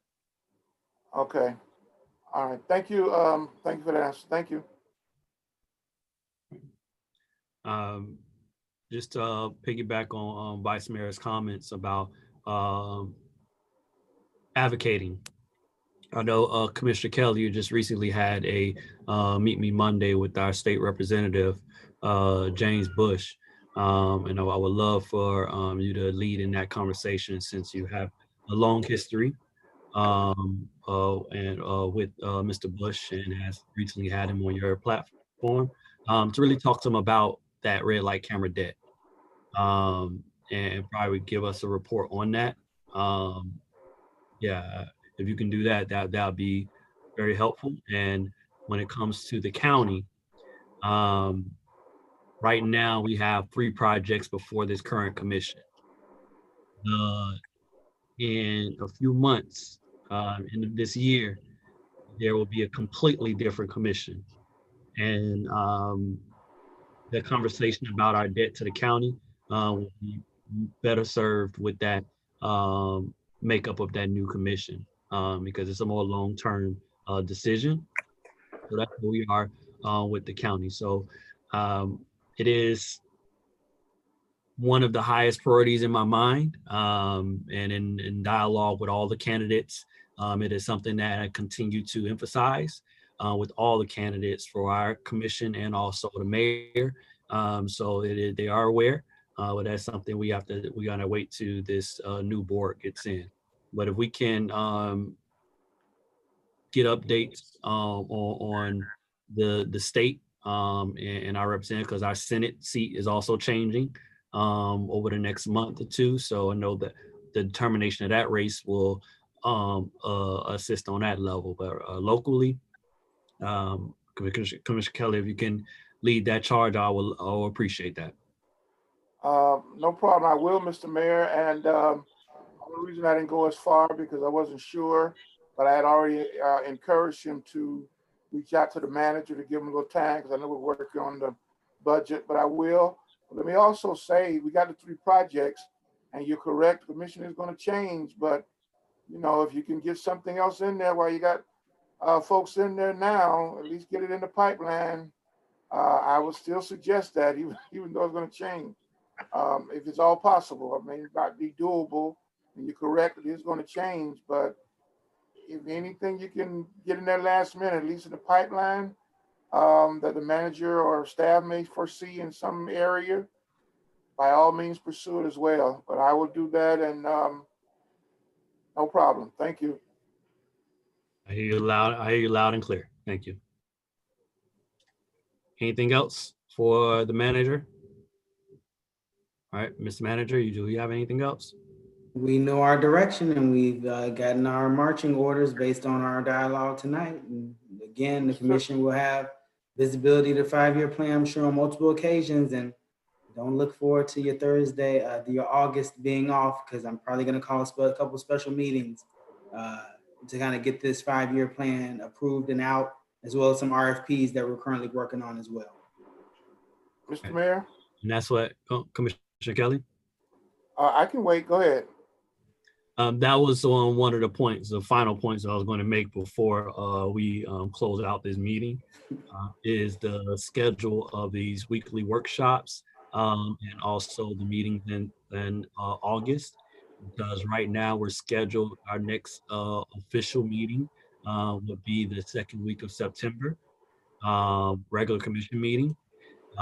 And we generally, I know we talked before about not having these meetings every week. And starting to pull back. But I wanted to get more clarity on from management exactly what you may need, and then also from the commission if there's anything in particular. I know we already have a park summit that will be happening at the end of August. And yeah, I know that is something that's clear, but I wanted to be clear so that all those involved from staff, because I know this is time when some people start taking leave for that. I want us to be all clear about our meeting times moving forward. I know I just proposed to the manager an event about becoming an elected official in the city of Opa-locka. But matter of fact, before I go there, let's focus on the meetings first. Well, Mr. Manager, Mr. Manager, what are your expectations for meeting schedule, and what are your needs? And then my colleagues, you want to weigh in on your needs over the next few weeks.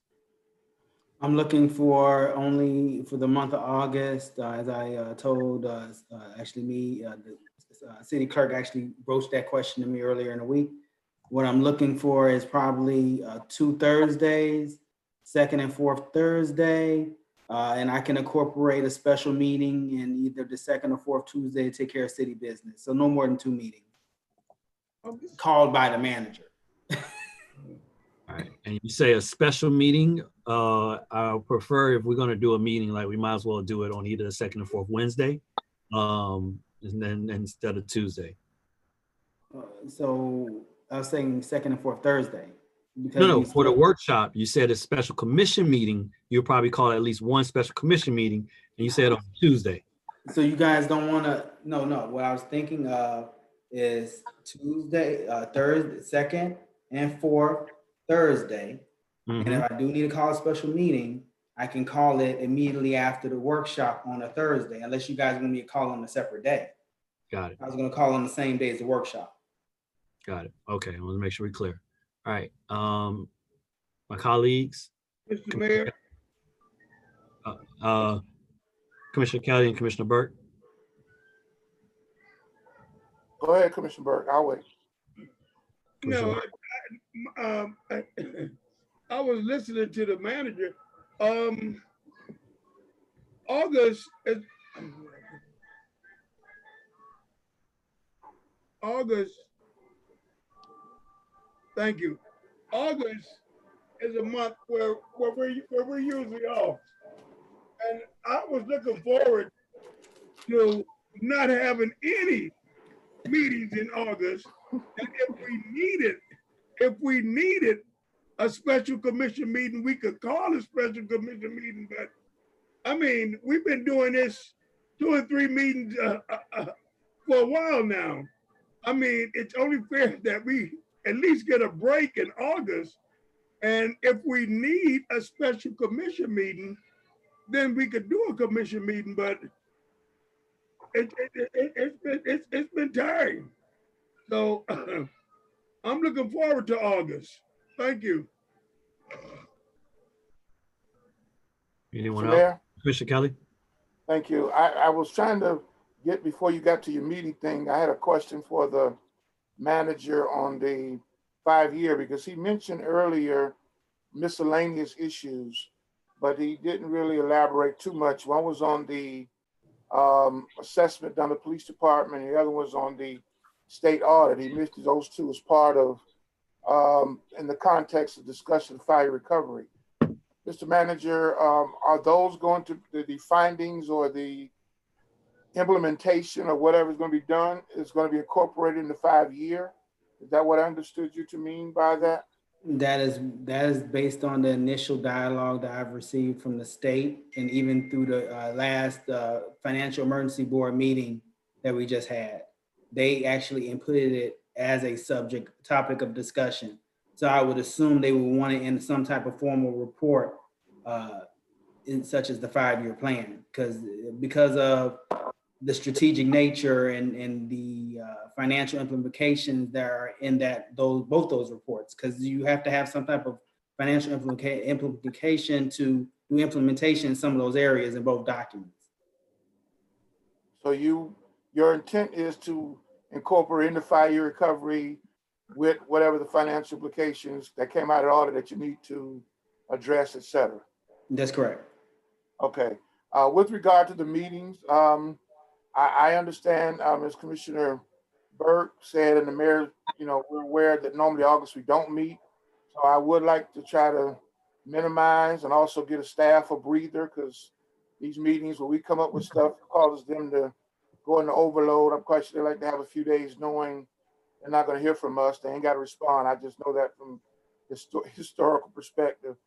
If you could limit it to the Thursday and call in the meeting with the workshop, that would be my preference. I don't mind maybe trying to block off a Thursday, but try to minimize it. And if you're going to have a meeting and or workshop, you try to get it all in and leave as much of the month available for us and the staff and yourself, for that matter, because you really got to focus now on getting this 5-year plan done to get it to us. And you still got the budget and other things, day-to-day operations. So it also gives you all I won't say a break, but a little breather. So if you could do that, that would be my thought process. Thank you, Mr. Mayor. Anyone else want to weigh in on the meetings?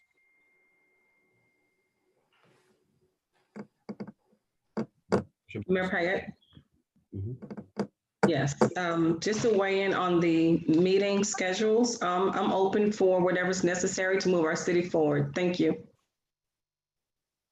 Mr. Mayor? Vice Mayor? I'm open to whatever schedule, the commission decides on. I, for one, agree with Commissioner Kelly. We could give our staff a break. I would be in favor of that. So definitely blocking it off, to limit it to 1 day, I think would be ideal. Our staff's been working really hard, been having town halls and, meet me Mondays, commission meetings, special meetings, workshops. So I get it. So if we can lessen that in any way, I'm in favor of it, Mr. Mayor. All right. So I think, Mr. Manager, you hear us loud and clear. We want to limit the number of activities as much as possible to what we need to do for Wednesday or for August. If you can provide an update on what that would look like at our, I guess, special commission meeting coming up on Tuesday, move forward with that. The other thing I want to bring to the attention of my colleagues, I know during the last election cycle, the city hosted an event talking about how to run for office in the city of Opa-locka. And it was very helpful. Many of the candidates, people here today, participated in that. And I'm hoping that we can do something like that, that details qualifying and gives people that are interested in running for office a clear understanding of what it means, what it looks like. So I would want to know if anyone on the commission is interested in participating and planning that and making that happen. Hopefully, either right before qualifying. And Madam Clerk, when does qualifying start exactly? 9 a.m. August 3rd, and it runs all the way until 12 noon on August 14th. All right, so then we're talking about within the next 2 weeks to have that time so that people are clear about what this job entails and what it means. So is there anyone interested in being a part of that? I'm trying to, Mr. Mayor? Vice Mayor and then Commissioner Kelly. Mr. Mayor, I would be in favor of, helping build that out and plan that with you. I, for one, have a, long civic engagement experience, long before being a politician. I organized, non-partisan political forums and registered voters and you name it. So anything, along the lines of civic participation or engagement or empowering our residents to step up into leadership, count me in. All right, Commissioner Kelly. I'd like to get a clearer picture. I think it's always good when you engage the community, but I'm trying to get a clear picture of how it's going to work. You said it happened 2 years ago. What forum was that? Because I'm trying to remember how that would work, where we would be sponsoring that. So during the last election cycle, before the last election cycle, the city manager, city attorney, city clerk, also the county board of ethics, along with people involved with campaigns, basically did a panel discussion where they discussed what are the qualifying, clear qualifying documents, what is the rules and regulations for elections, a little bit about the city where we are, and also the ethics came in and they talked about making sure that the campaign reports and all that stuff together. So this is something that breaks it down clearly. I remember. Okay. Yeah, I think that's I wouldn't have a problem with engaging in that. Yeah. Okay. I remember now. Okay. You're trying to do it before qualifying? Either right before, I say August 3rd. So next week, I think will probably be too quick. So it will be the week after next. So that probably that first week of August, having something right then and there, just to break down the whole process. Okay, yeah, that's kind of quick. I guess you got the inside folks. You got to just get the county ethics folks, get a time convenient for them. Okay, all right, no problem. I would participate in that. Thank you, sir. Okay. All right. So then we can do that as a city event and just move forward with that. So looking at that date, we'll identify that with the management and also Ms. Flores. Hopefully we'll solidify that date on Friday. And we need to have a meeting to plan. I think we have a actually, we have a PR person that can probably lay that stuff out, and then we'll just go from there. So, any other comments, questions before we close out? Well, Mr. Mayor, it's really maybe not related. Well, it is. We got a couple of disturbances out there. I'll put it like that. And I know, Mr. Manager, you know, we never know in South Florida. I know it's kind of new to you. But I would hope that we're keeping our eye on it. We got our generators and batteries and all those contingencies in place, because although, you know, they say it's heading one way, but for us, any kind of major wind or rain event causes challenges. So I hope we're on top of that.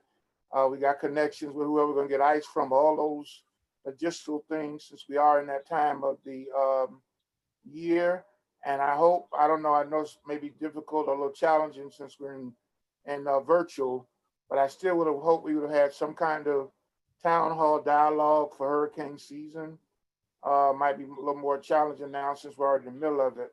But at least to make sure we're prepared as a city, you know, in the event of things happening. Could you just, I mean, nod your head, I don't see you, but, or address it real quickly before we finish? Yeah, Mr. Manager, please, and I know something we requested a few weeks ago is the hurricane preparedness plan. So could you let us know the status of that and that presentation? So I've been in contact with Miami-Dade County. They've held multiple meetings.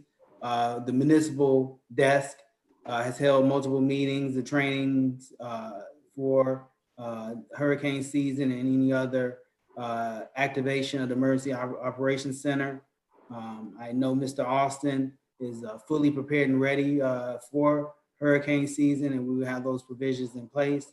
Regardless of COVID-19, we're ready to do what we need to do to tackle all these natural disasters and move the city forward. So I know I have my Public Works and CIP department ready to go with our Superintendent King, Leonard, and his staff, and as well as other staff that we may be getting in through other sources to assist us in preparedness. The county just started ramping up training over the last week. So I'll make sure appropriate staff signed up for training. We'll make sure various facilities are set up within the city as far as command centers are concerned, and a place for me to be at a 24-hour period during the event, because I'm new to this and it might be a little bit exciting to me. So I probably will be on site during the event. That's just the type of leader I am. So we are moving in that direction, Commissioner, and rest assured, we will be ready for it whenever it does happen, because it will. And we'll make sure our residents of the city of Opa-locka are serviced very well by the city. And please don't forget that ice connection, who we're going to get, you know, all those logistical things. I know Mr. Austin and your staff has been through it. And although it seems very trivial, make sure the instant chargers are working. Thank you, Mr. Mayor.